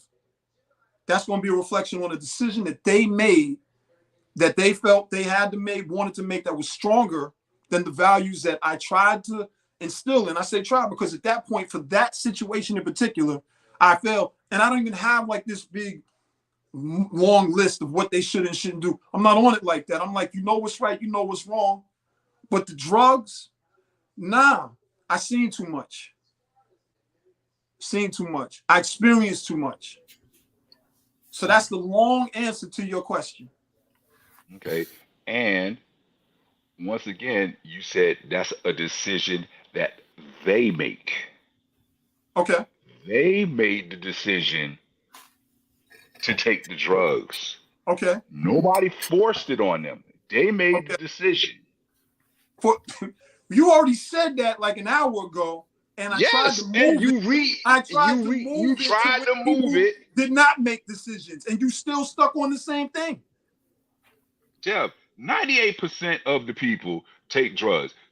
I'll give you 2% of people who get who you say have no, responsibility in the drugs they take. I give you 2%. I give you 2%.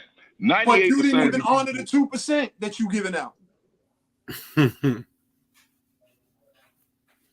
I'll give you 2%. But you didn't honor them neither. I'm gonna give you 2%. You should so be in happy. 2% of the cases, he said, you got me to say 2%. He said, yo, I gave you 2%. You should be happy. He said, yeah, I'm saying you should be happy. I can't do this. Listen, D said, yeah, I gave you 2%. You should be happy. I can't even have that. You know what's a good example about what we're talking about? You remember the DMX story? Okay. Mm-hmm. You remember? No, I'm serious. Do you remember the DMX story? When DMX said that he went to an older dude in the neighborhood and he thought he was gonna smoke some weed and he laced it with PCP and got him hooked on that. Yeah. And then that contributed to his drug spiral. Yeah. Throughout his life. Yeah. He was going to smoke weed. Yeah. He's still going, like I said, he's still doing illegal drugs. You don't do the illegal drugs, you're still here. That's not. And like I said, you're gonna give him a pass for smoking weed. That's what you're gonna do. I can't get mad at that because that's who you are. I'm not giving you. But you saying that your theory is that if now I'm okay. Let me say this: I'm okay with them not prosecuting drug dealers for people ODing, and I think most people in society are, which is probably why they don't prosecute a lot of them cases, because people probably be like, man, shit. He went to buy the drugs anyway. You know what I'm saying? Like a lot of people might have that feeling if you're trying to send somebody to jail for like a manslaughter or whatever, but it's like you're taking the position that if you initiate an action that ultimately results in your death, that no one else should be held accountable. And that's not really, a true type of blanket statement to have, because, what is the point then that you even talking about that you like? Who do you hold accountable for running into your car if you made the decision to drive down that street? Like it gets into a point of like you can't hold anybody accountable there. So it's two extremes here. It's like, yeah, I agree with you. You can't hold, in how our society becoming, with victim blaming and all of that type of stuff, but it's like it's two opposite ends. It's like you can't have nobody held accountable and you can't hold everybody accountable for your own things. But in this case, that's why, like I said in the beginning, that's why you always see when there's a famous person kind of that ODs or whatever, they always try to look for who gave them the thing, who gave them the drug and whatever, especially if it's determined that drug they took is what led to their death and it's a celebrity. They almost always be trying to find out who gave it to them and convict them. Because my thing is, I don't want to get all Hotepish or anything like that. But anybody who ODs off drugs, the first person they should try to sue is the U.S. government. That should be the first person they try to sue. Everybody in the 80s could have tried to sue. They should have sued Reagan because he's the one that brought the stuff into the country. But you can't do it. That's not. But what about what my man is talking about, Steven, man, with that I've been here about this. I'll go back. You got it. So now let's tell you this. Man, I'm standing. I'm making fentanyl available in staggering availability from China. You hold them accountable for giving the people what they want. Who wants it? The drug users and the drug sellers. Giving the people what they want. Here's who wants it. America wants it.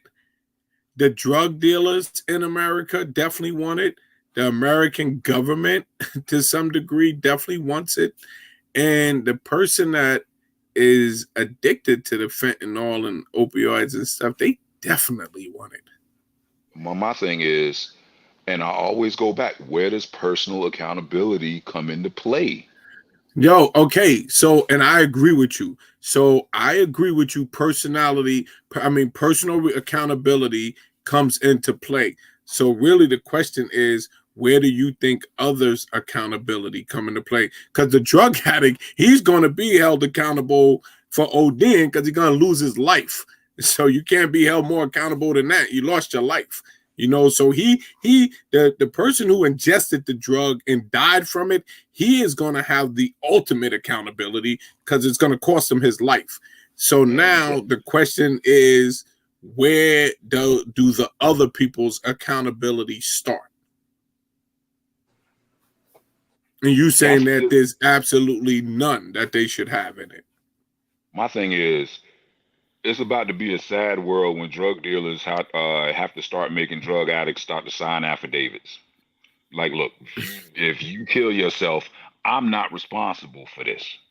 This is on you. I need you to sign right here, initial here, and we're going to get it notarized right here. Yeah, but now, okay. And the thing, like I said, the thing I always say is, and this is from me and me alone, don't do it. You don't have to worry about it. And like I said, I'm just in that school that you cannot convince me to take drugs. You're not going to slip me nothing. And I don't care about peer pressure. Dev will tell you that. And so it's just to the fact that you cannot force anybody to take drugs if you don't want to take drugs. As simple as that. I got to ask you a question. Yes, sir. When you were drinking back in the day, if you were drinking and somebody went and poured you a drink And you were drinking. Name a drink that you used to drink back then. I don't care. Name it. Absolute. And you know, they went to get you some Absolute, and somebody slipped some PCP, or Angel Dust, or a pill in there, and you lost your mind. Should that person that slipped you that into your drink go to jail for what they did to you? Absolutely, they should. Because that's a character flaw on them. But my thing is, we can't talk about me. Because All right. Question for you. now, granted, you slip something into somebody's drink, that's Mhm. assault. That's pretty much assault. Mm-hmm.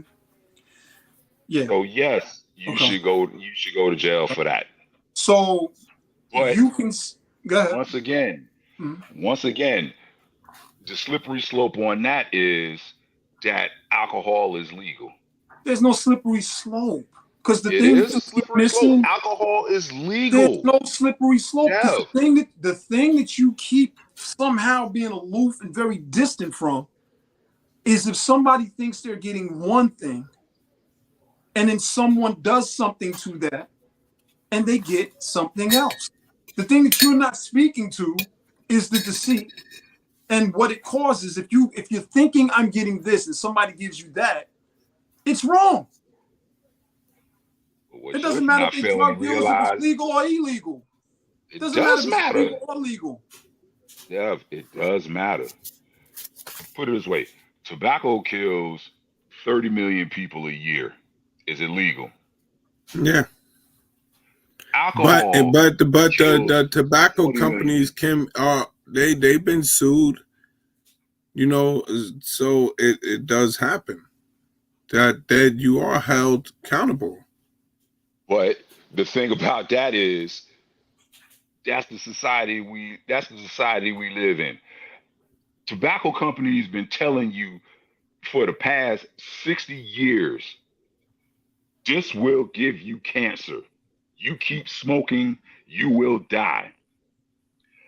The people don't care about that That's disclaimer. not true. The people have a chemical Dev, addiction, man. Dev, Yo, my God, Dev, you know you what? cannot You know what tell came out of me. this whole? You know what came out of this whole thing? And I didn't want to say it 30 minutes ago. I can see just how much you don't understand about addiction by what you're saying. Straight up, nothing personal. Everything that you're saying is like he doesn't get it. Like he doesn't get it to the point where those chemical changes that happens in somebody's brain, that has nothing to do with their desires or not, what they're not thinking about at that point. They've had a rewiring of their circuitry. So it's not just they don't know, some of them know, and they're going to do what they're going to do anyway. They know they're getting themselves messed up, but that chemical addiction is completely different. That chemical addiction changes that person and that personality. So, you know, bro, listen, man, it's like, Dev, do they have a place I can rent on your world, man? For real, because I think I might want to move there. What do you mean? I really want to move there. I don't know. Because what do you mean? you cannot tell. I just said that the tobacco companies gave you a disclaimer. Exactly what you said. We have chemicals in these cigarettes. Because I wasn't talking about tobacco. Hold up, Dev. I'm not talking about tobacco. Hold up, Dev. No, you were talking about it. Dude, I heard what you just said. I heard what you said. No, you didn't hear what I said. Because I just said that people will look at the disclaimer on tobacco. Did you not say they don't care? Absolutely, I said they didn't care. So everything I just said a second ago stands. That's why I said it does not. You're talking about a chemical imbalance in their brain. You're talking about, you just said they have a chemical imbalance in their brain after they use it, right? No, I don't think you said that, right? Chemical you said that, right? They've been rewired differently. Rewired differently. They told you that. You still did it. 30 years later, you have cancer and you're talking out of a hole in your throat. Yo, And then what do? You sue the tobacco company because you got cancer.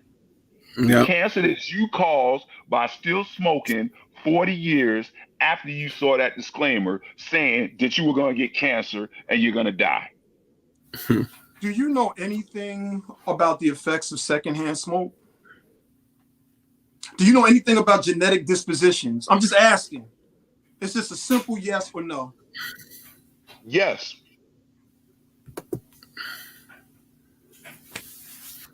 All right, D. You want, like I said, you want me to say no so you can try to lecture me. No. It's Because not going to happen. no. You know what, D? It's If you not had said gonna no, you know what I happen. would have said?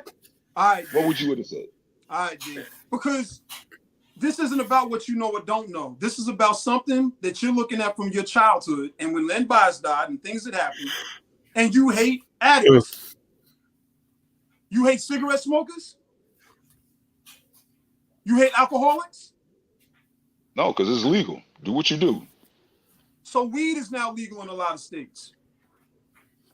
Do what you do. Like I said, I don't do it. I've never done it. Yo, Tashera, tonight is not the night. You better keep it cool. Tonight is not the night. I can't bully him. Me and him. He's 6'4", I'm 6'5", and he's got me by 50 Sure, pounds. he can't bully me. Like I said, we've been going through this for 30 years. We have. And it's not gonna stop. It really isn't. But the thing is, I can speak from my point of view as somebody who's never done it. Never done drugs, never smoked. Is alcohol a drug? It's a legal drug. Is alcohol a drug? No. According to the government, no. It's legal. Jeff, you got to understand, I'm talking about illegal drugs. Stuff that's not regulated by the FDA. Stuff that's not regulated by the government. That's all I'm talking about. All of this is regulated by the government, but that's a Hotep conversation that we ain't gonna have right Yes. Put it this way. If you're over 21, you're not going to jail for buying a beer. If you're over 18, you're not going to jail for buying a pack of cigarettes. Yes. You're right. And then Brother Kai said at one point it was not, though, talking about alcohol. 1929, prohibition. But like I said, that's neither here nor there. That's like what he just asked you. What about prohibition? Yeah. So, and nobody on MC Ren's internet was born during prohibition. So, that's a moot point. But my thing is, like I said, you're over 18, you can buy cigarettes. You're over 21, you can buy alcohol. You could be 48 years old. If you buy crack, you're going to jail. And you need to go to jail anyway if you're still buying crack in 2023. They said it's making a resurgence. Who? The crack on the streets. On who? Who's it making a resurgence with? Keep it real. I know they saying. Look, I said I was just reading that they was saying that they starting to see, like they starting to bust a lot of people with the crack. And Dev, you gonna think this is callous. You gonna probably hate me for saying this. Anybody is using crack 2023, you deserve what you get. You do. Especially if you don't have anybody old that can tell you. Since we understand what Hotep is, let me Hotep for you one time from a 1992 perspective. What you put in that universe through your words has the tendencies to echo. So I'm very careful on what I say. And I'm very careful on what I say to know that it might not echo on me. So, listen, I don't wish none of that on nobody. I'm not going to do it because I know of too many different situations where people ended up in that life that they didn't choose that life. They legitimately did not choose to be in that life. I also know people who were very young and they ended up doing things that ended up staying with them for their whole lives. I'm talking about 11, 12 years old, hanging with the big brother and the cousin. Everybody in the house smokes drugs. Everybody's using weed. Everybody's doing, coke and everything else. Then they end up doing with everything that they've seen. So before they really even read what was on the tobacco thing when they were young, they were already exposed to it or predisposed to it. And then they end up using it. But our levels of compassion and understanding, it's just, it's all good, Yeah. I love the way you I were did. around this. When you were around this when you were growing up. I did it. When you were around all the drugs, when you were around all that stuff.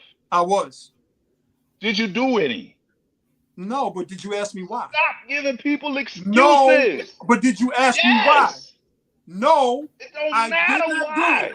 But It did you does ask not me matter why? why. It does not matter What why. the frick do you mean it doesn't matter why? Who are you to It say doesn't what matter why. Because you just gave people a built-in excuse why they did it.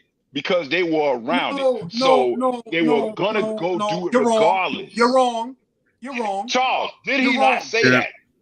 I said exactly He what I said said. that, didn't he? But I didn't say anything As far about as it. what? What are you trying to 100% pinpoint him down to saying? That it doesn't. That he's giving people an excuse for using drugs because it was around them. That it was around them every day. And I'm telling him that it was around Dev every day. He never did it. It was First around of me all, every day. what you're I doing, never did it. what you're doing is so wrong Yeah. on a number of levels. Because in one breath, you're talking about what I did and didn't do, but you're telling me that my why doesn't matter. Now, to your point, you're also saying that I'm giving excuses. I don't think anybody should use drugs. I hate drugs. I said it on the show the other night. I've said it on this show numerous times. I hate drugs. I hate drug usage. I hate it all. I don't see one end to the other anything good about it. That's just how I am. But let me tell you something else. My grandmother was the one who started the drug court in New Rochelle, New York, when they were locking addicts up for their addictions. So the mistakes that they were making on the drugs, she was the one that helped foster the drug court. So it's like, well, why would you do a drug court? Because they understood inherently, and she understood inherently, and the city of New Rochelle understood inherently that there was a difference between somebody who was addicted to drugs and doing minor or lower crimes versus somebody that's just doing what they're doing and doing hard crimes and then getting the same time. So this is before the RICO laws and everything else. This happened in the early 80s. This happened before they started giving people who look just like you and me 40 and 50 years football numbers for stuff that if somebody had powder cocaine, they might get 5 years for, but the guy with the crack, he getting 50 or 100. It was wrong. So it was a law, because you're talking about legality. So it was a law, and it was still wrong. It was a law, but it was still wrong. I'm not giving any human an excuse to ever use a drug. I'm talking about a factor that is a true factor. So let me ask you something, since you said it was an excuse. For the scenario that I gave, is that not an accurate depiction of how some people end up using drugs? Not at all. Like I said, you're giving people an Yeah, excuse. you're making like D. That's what he's saying. Like you're not giving no leeway for how, like by your comment, like what he's saying, where it's like the why doesn't even matter. Like Charles. I'm just saying everybody has a choice. Yeah, you could be around. You said my why doesn't. It doesn't, because you still have the choice to not do it. Well, let me tell you. Of course, if you start that in the beginning, you made the choice not to do it. Listen, and I'm so happy that you did. Listen. Please hear me. My why does matter, because the one thing that I've said openly over the years, I never shoot nobody down for drinking, smoking weed, or using drugs, because the reality is, for what I saw, if I would have started using that stuff, nobody would have thought anything different about it. because of the things that we were exposed to that maybe we shouldn't have been exposed to. But let me also say this. My choice, and my why doesn't matter, so ain't no reason to say it, but my choice not to do a lot of things comes from my experiences, but it also comes from something else. I was able to see the results. And a lot of people are not able to see the results in real time and make a decision. So if you tell me that my why doesn't matter without even understanding that there was results, there was people who OD'd that I saw, there was people who ended up in the hospital that I cared about, that I saw. So I saw results very early. Some people don't get to see results by the age of 9 or 10 or 11 or 12. So when you talk about what doesn't matter in somebody's decision making, it's just as cold if you're saying why it doesn't matter as your excuses to how somebody that had no desire to use drugs ends up on it, and you don't even give them no type of compassion. You just cold, bro. Period. You cold. That's it, bro. You cold. That's it, Yeah. man. That's It's how very, you cold, bro. We pretty Very- much just said the same He ain't leaning thing. either way. Jeff, we cold, pretty bro. We much ain't said the same thing. because we ain't the same. So even We're if not we the said same, but we just said the same it's coming thing. from 2 different places. We're not the same. Charles, 45 minutes ago, didn't I say that one of the reasons I didn't do drugs is because I saw the results of what's going on in the community around me? Yeah. We just said the same thing, Dev. I'm trying to drill in. bro. I'm Let me trying to tell drill into you why you, we didn't say the same thing, and I can't stand when people don't hear what I'm saying, bro. Dev. Did I not just say no? Time out, because Charles, since we using Charles as the barometer, did I not just say, Charles, that some people don't see the results by the age of 9 or 10? Yeah. I said some people do not see the results. We did not say the same thing. You're gonna finally say you're right? Nah, because we just said the same thing, Dev. I'm saying it's just the fact that Yo, you that stubborn, bro? it's not the fact I'm being stubborn. I've been giving I you just props. told you we did not say the same thing. Dude, I've been giving you props you all say night. that? Dev, I've been giving you props all night. Well, give me mine saying right now, because you did not say the same thing I just said. Yes, I did. Because the thing that you're missing is y'all said the same thing up. You said y'all said the same thing up until Dev introduced the variables, and that's where you're not willing to bend on, and that's why people, even in the commentary, are like, it comes off kind of cold and harsh, because Dev is saying the same thing as you as far as there's some people that chose to do it, there's some people that didn't, but then he's also what he's doing is also factoring in the variables of like everyone could not see the end result of this and different things like that, and that's where y'all go off track, because it's like you're stringent on it doesn't matter how you got there. The fact that you got there is enough to make me like be dismissive.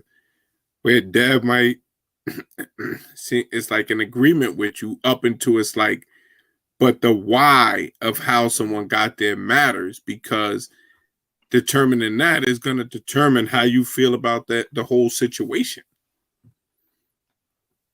And that's, you know what that's like, yo. You know what that's like, honestly, man. That's like, yo, going up in front of the judge, and he has absolutely no discretion, man, but to give me the same amount of time as you, regardless of our criminal records, regardless of anything else, man. Like, there's just absolutely no discretion in there. And that's not really a good look, man. So, like I said, my thing is I've been giving Dev props all night by not falling victim with all the stuff that he's seen. I've been giving him props all night for not falling victim with that. That shows that he's a critical thinker. He's a free thinker. Doesn't matter what anybody else around him is doing. He's going to do, I don't want to say the right thing, but he's going to do the right thing by not, falling into that trap. I did the exact same thing. All the stuff that I've seen around me, I knew I did not want to end up like that.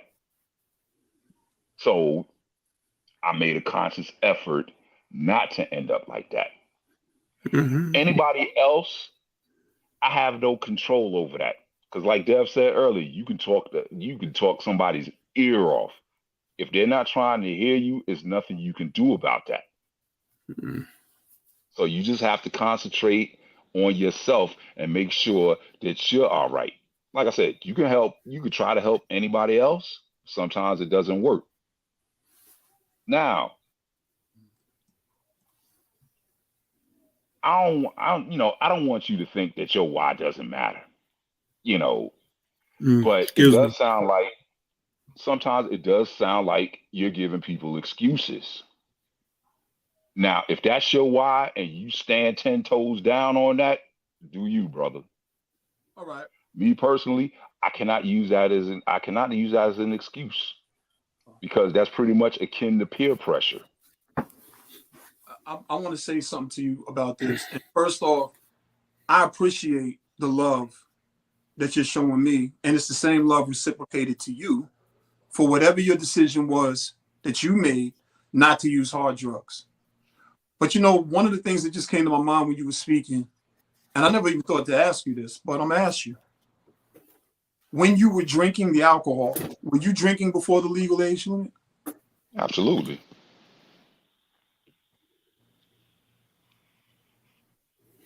So then the drug was illegal for you. Drug was illegal for me, but so should the store owner, because back in the day, man, you was able to walk into a lot of stores, maybe not in New Rochelle as much or whatever, but I don't remember it really being hard to go get a 40 ounce when I was under the legal drinking age, right? So my thing is this: at what point does the store owner have any liability in giving the selling or allowing to be purchased the alcohol by an underage person? Well, actually, back in the days, it wasn't even the store owner, because we was the kids that would give the wino outside $2. Hey, go in there and get us some liquor. Yeah, So we did that. You did that to wow. if you couldn't go in. But most stores, man, we was going to stores in high school getting 40 ounces, man. Like they wasn't asking for idea, telling you no. You know what I'm saying? Yeah. He's going to liquor stores, man. He's going to liquor stores before he was 21 buying. Definitely a different era of lawlessness. Absolutely, because you figure we was 21 in the early 90s. Uh-huh. We pretty much started drinking in the mid to late 80s. Dev, I don't know if you've ever drank alcohol or not. By mistake, I drank like a cup full of bottles of Jane, and it messed me up. How's that by mistake, man? I was thirsty at a dollar party, and I thought it was Kool-Aid. They had Kool-Aid and stuff, and I grabbed it. And I just drank it, and my stomach got hot. And I'm like, what the hell? And they all started laughing at me. Thought it was the funniest thing in the world. That's the only time I've ever ingested alcohol in my life. Yeah, you figure you was only 120 pounds. Yeah, that I wine wasn't even cooler messed you 120, up. bro. I was so small back then, bro. It's amazing how it's scary how much I've grown since the thinner times. I'm gonna say it like this, bro. Many years ago, back in the 80s, we were driving in one of my homies' cars in Mount Vernon, going down over there by Sanford Boulevard. And there's a big hill over there by Memorial Highway. Y'all know that? I mean, by Memorial Field, excuse me. There's a big hill.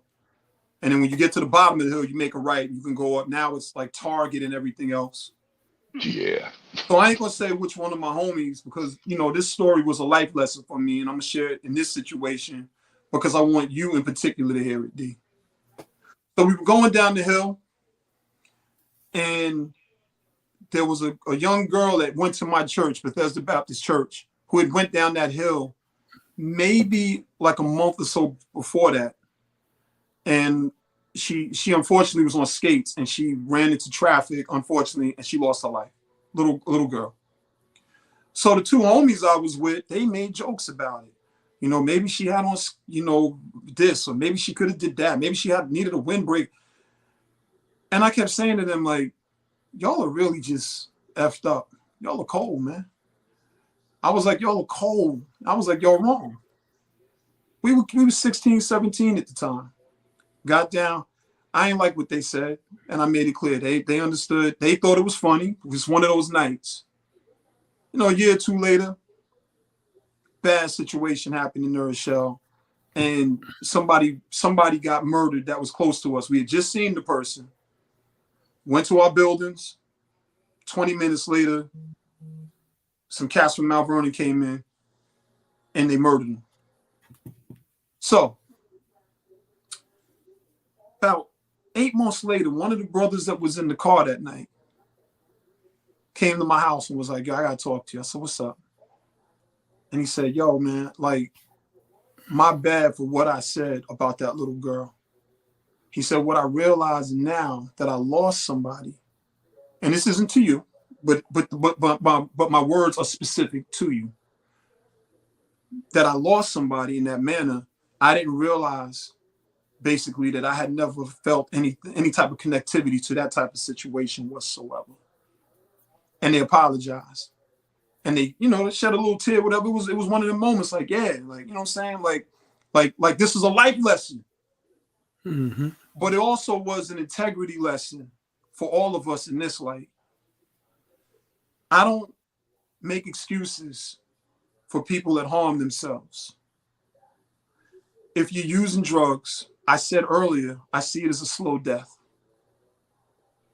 Also, I'm not going to get into, and if my brothers and some of the cats from that hood in New Rochelle that I brought to different parts, different states, and they would tell you how I would run my studio sessions and the types of conversations I would have with them about not using drugs, why they shouldn't use drugs.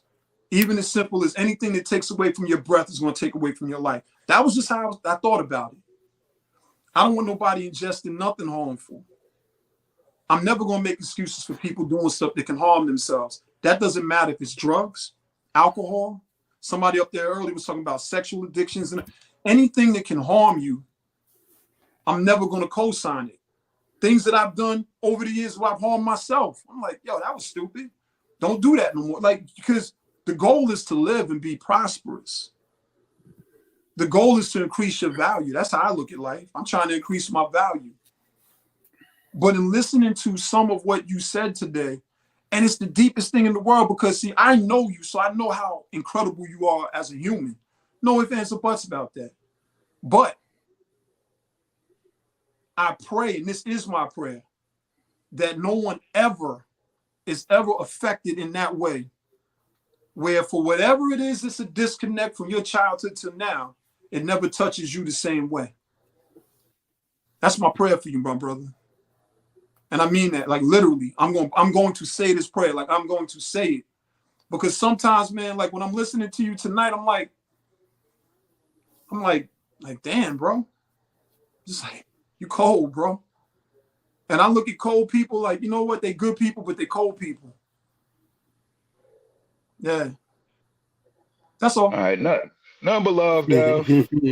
Dev said, that's all. Nothing but love, Dev. Number love, bro. You know that.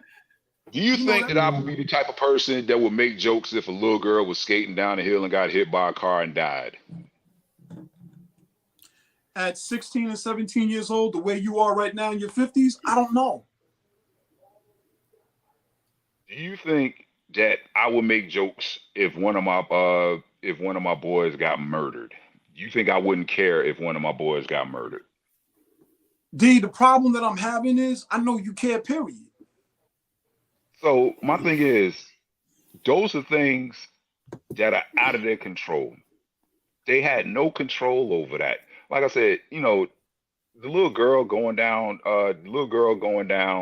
the hill on the skates and getting hit by a car and dying, and your boys making jokes about that, that's character Yeah. flaws on them.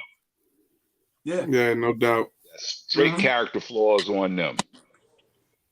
Facts. Your boys, man, they got murdered. We don't know that. Well, you may know the situation. I don't know the situation. We don't know if he messed with the wrong dude. Now I know the whole situation. It's none of that. It Okay, was well, like I said, you know the bad situation. Yeah. Yeah. You know the situation. Sometimes people mess with the wrong people. Yeah. Sometimes people are just caught out there. None of that. Sometimes people are just in the wrong place at the wrong time. Maybe some of that. Yes, I feel sorry for those people who caught out there in the wrong place at the wrong time. People who are, actively seeking that life, they seek what they're going to end up getting. You know that as well as I do. Now, like I said, anything that's out of their control, I will feel some sympathy for that. If you were going to look for trouble, because like I said, you know how we used to be, and you know how some of our boys used to be. They thought they was just the baddest dudes on this planet. They going up just starting trouble. Ain't nobody gonna mess with me. And then next thing you know, you mess with the wrong person, and their water get cut off.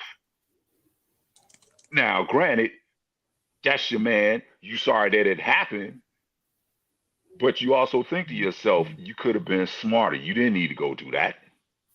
You went looking for trouble and trouble found you. That's why I feel about drugs. You were going to look for trouble and trouble found you. So, like I said, stuff that's out of control, I'll never make fun of a little girl getting hit by a car and dying. I'll never make jokes about child molestation. Yeah, nah. Some stuff is just off limits, man. Anybody who especially if you're talking about personal stuff with somebody's friend, Anybody who molests a child needs the death penalty. Simple as that. No parole, no plea bargain, nothing like that. I don't have no problem with that. So, like I said, you want to pray for me, please. I'll take all the prayers I can get. I will never turn away a prayer. But I think, you're praying up the wrong tree with some of this stuff. Maybe. So like I said, if you see me, do something foul to somebody who didn't deserve it, call me out. I have no problem with that. Person, but because my thing is, you know who I am. Both of y'all seen my page. Mm-hmm. Yep. I find stuff funny that some people will cringe at. Yeah. And you got like that dry, like type of, but with a little wittiness to the humor.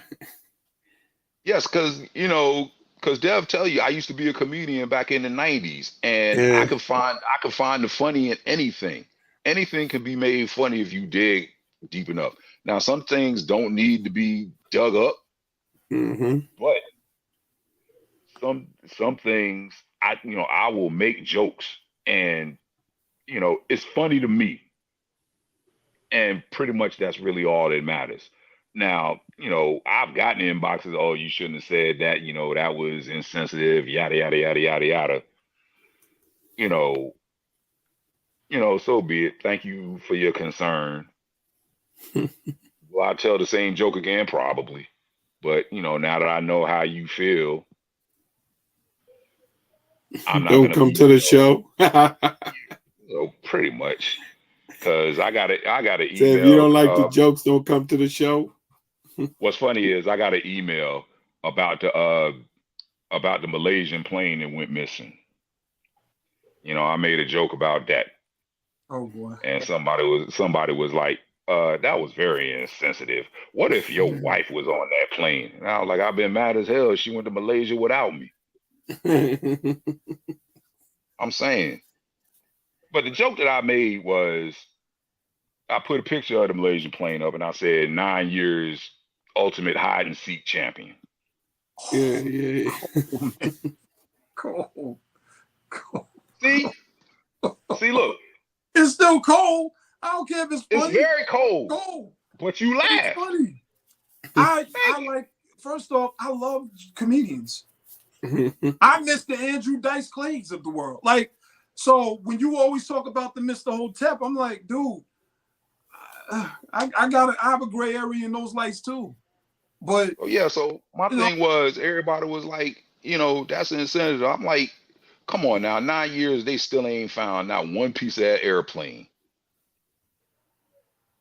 And then I was like, you can tell nobody on that plane owed student loans because they would have found that thing the day after. yo, man. Where's the lie? If somebody if they owed student loans, I want to try something right now. No problem. Oh, sorry, y'all. I'm trying to see if I could do something. It's all good. I mean, but yo, listen, all the seriousness to the side. Like, I do want anybody who watches this to know, he's one of my brothers. That's my guy. I love him. If we owned a piece of land and there was a lake in between, his house on the west side, mine might be on the east, or vice versa. They will not be side by side because we wouldn't be too good of neighbors. We'd be going at each other over the fence every day, talking about who's good and what. Because if I'm making something, he's like, "Where's the pork?" And I'm like, "I don't eat pork." Well, you better throw some ribs up there, and then here we go. So there's a lot of love between us. I don't want nobody to think there's not. And I'm grateful that he came on and chopped it up with us, and everybody that came into the comments, because this is what makes Real Talk real. Like, we legitimately have real conversations, and we do it. And a lot of people say they love to see, Black men or melanated men just having conversations and talking. And if you haven't liked our Facebook page, go on and like it. I definitely want to thank our brother Derek Davis, Big D, for coming up here tonight. Yes, sir. And you know what's the funny part, Dev? What's up, buddy? After this 2.25 hours, you still believe what you believe, and I still believe what I believe. Well, I do, but with one little caveat though. I'm hopeful that at some point you think about this conversation, because I know I am. And I'm gonna think about the conversation. It ain't gonna change nothing, but okay, bro. That's the mark of a stubborn individual. That's the mark of a stubborn individual. I ain't mad at you, continue in your stubbornness. And that's what that's one thing I'm grateful for, that we got to hash out both of our specific sides, and you still curse 2 times more than me. Maybe 3 or 4 times more than you. But I curse every show because Charles is a bad influence. Charles will start the whole show. Yo, man, Charles, these MFs and blah, blah. Oh, Charles is all this stuff tonight. So, Charles, this is no joke. Me and Devron have never been together where I've never cursed, and he's done the majority of the cursing. Yeah. In 30 years, it's never happened. Oh my gosh. You normally the one cursing? Dude. What? Yes. Oh my God, man. Listen, I didn't throw an N-word up there. PG tonight is almost, he was very politically astute tonight. I gotta give him props because he don't care. He don't care. Like, he's the dude, if we went to Waffle House at 2 a.m, if somebody walked in there with something that was funny, he gonna say it, fight or not. He gonna say it. It's gonna happen. He's gonna say it loud. He's gonna say it loud. Don't matter. Yeah, but I wasn't talking about a preacher at our friend's funeral though. That was you. You don't even start that lie. Get Kwame up here. Yo, let me tell you how we can't get Kwame up here. Yo, Charles, we're gonna end on this note. I'm gonna let him tell it, but let me say this before he lies on me. Dev told that man to take a pee in the back seat of my car. You still talking that dumb shit? That did not happen. He told that man to relieve himself in the back of my '95 Honda Accord. Just because he was stunting on me because he had a car he had an Accord made in the 2000s. So he just want to trash my Accord. Oh my God, he tells it didn't happen that way. I tried to tell one of our brothers to shield himself and go to the bathroom because he took us to a spot that no longer exists. That Price's didn't have Chicken a bathroom Coop. in it. Huh? The Price's Chicken Coop. He That was took the us restaurant. after the funeral. They didn't have a bathroom. All I was telling the brother was just to sort of get juxtaposition and get a little privacy. I didn't tell him to jump in the car and take a pee. That's not what I told him. He tells this story, and this crazy thing is, Charles, there's like 10,000 people that dead ass think I told my brother Kwame to get in the car and pee. I didn't tell my brother that. Oh, I didn't tell him that. Let me tell you something else he has people believing. And this is why, like, you can't have social media everywhere. Yo, Charles, we had a funeral saying goodbye to one of our good friends who got killed in a car accident.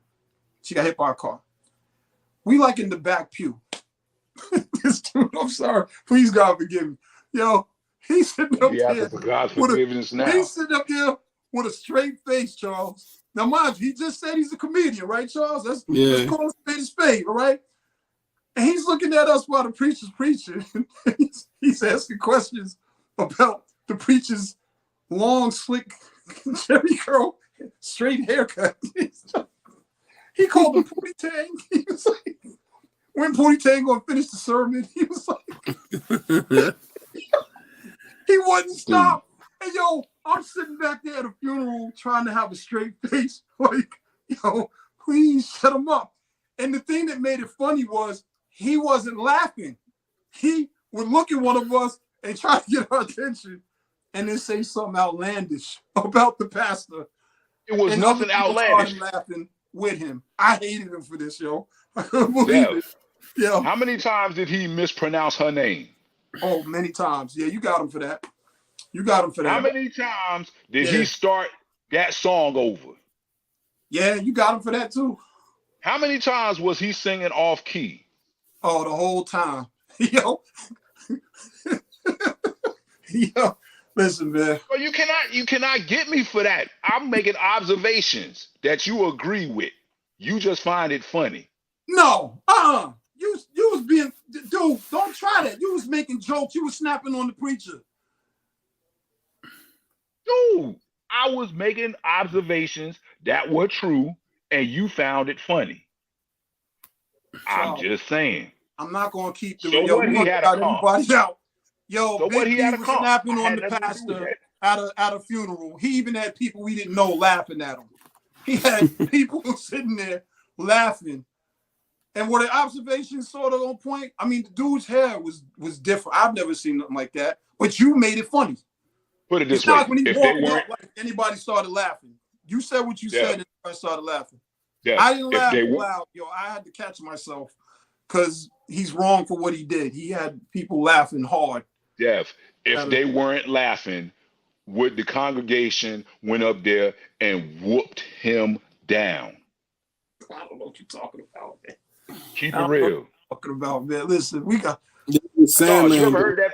Charles, you ever heard that phrase? Laugh to keep from crying. Mm-hmm.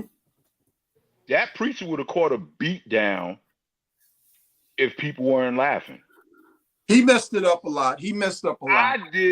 I did that funeral a service, and I'm not feeling appreciated. Thank you, Dev. I appreciate that. Thank you. I'm trying to make y'all day happy. And you see the thanks I get, right? Bro, we happy. Snapping on the pastor at the funeral, yo. Yo, man, can't be snapping on. What a straight face. Dude, do you remember my Eddie Long phase? Yeah, I do. Yeah. Do you think I give two flips about a preacher? Nah. Now, Charles, you didn't know me during my Eddie Long phase. Yeah. Mm-hmm. Long Eddie was getting it on the daily. Yeah. And people was like, D, you going to hell. How am I going to hell? I'm not the one up in the pulpit with a cape and a muscle shirt. That's not me. No. Not at all. Yo, we You going Eddie just out Long, there in them streets giving the people what they want, huh? Eddie Long is the wrong one messing with them little boys. And once the little boys they stopped getting what they wanted out of them, that's when they want to go to the press and put them on blast. It was all good when he buying you Camaros and Chargers and whatnot, wrong is wrong. but you figure you get old and he don't want you no more, then you get an attitude. Oh, but Pastor, I thought you was gonna have me on my knees so we could pray. No. I want to thank everybody for coming out Wrong is wrong. and hanging out with us tonight. We're gonna Dev definitely said that's it. thank Big D for coming out and spending some time with us this whole time. And of course, you know, our homie Charles. I'm gonna shout everybody out and everybody can say what they want to say on the way out. Trey, Tia, Jay Sutton, Temp, Tia, I said that twice. Crystal, this thing moving slow. Who It else was we have? nice to meet some of y'all because I don't think Dev's gonna have me back. Yo, bro, listen, you are more than welcome to come back. You can come back next week if you want. Tammy, thank you for joining us. Bro, listen, man, you are more Kasim. Let me see, who am I missing? I'm missing some people. Yeah, I'm getting bad. Tashera, yeah, this joint is just, it's all over the place. Ain't my You know, phone. I missed you all tonight. It's because I'm having some issues over here. You know, but thank you all for joining us. You know, it has been one hell of a show. And I thank our brother for coming on and hanging out with us tonight. With your man, Thank you Big for having D. me. I really appreciate you having me. No, no All right, doubt, my bro. man. You know, you definitely bring value, but even more importantly, you bring some stubborn ass opinions. But I love you, bro. Hey, and for everybody out there, y'all probably don't realize me and Charles is like third cousins. That's right. They legitimately cousins. That's crazy. Legitimately, third cousins. Yeah. We gonna figure it out one of these days. Yeah. Yeah, it's at least third. Yeah. Hey man, love and respect. We up out of here. Yes, sir.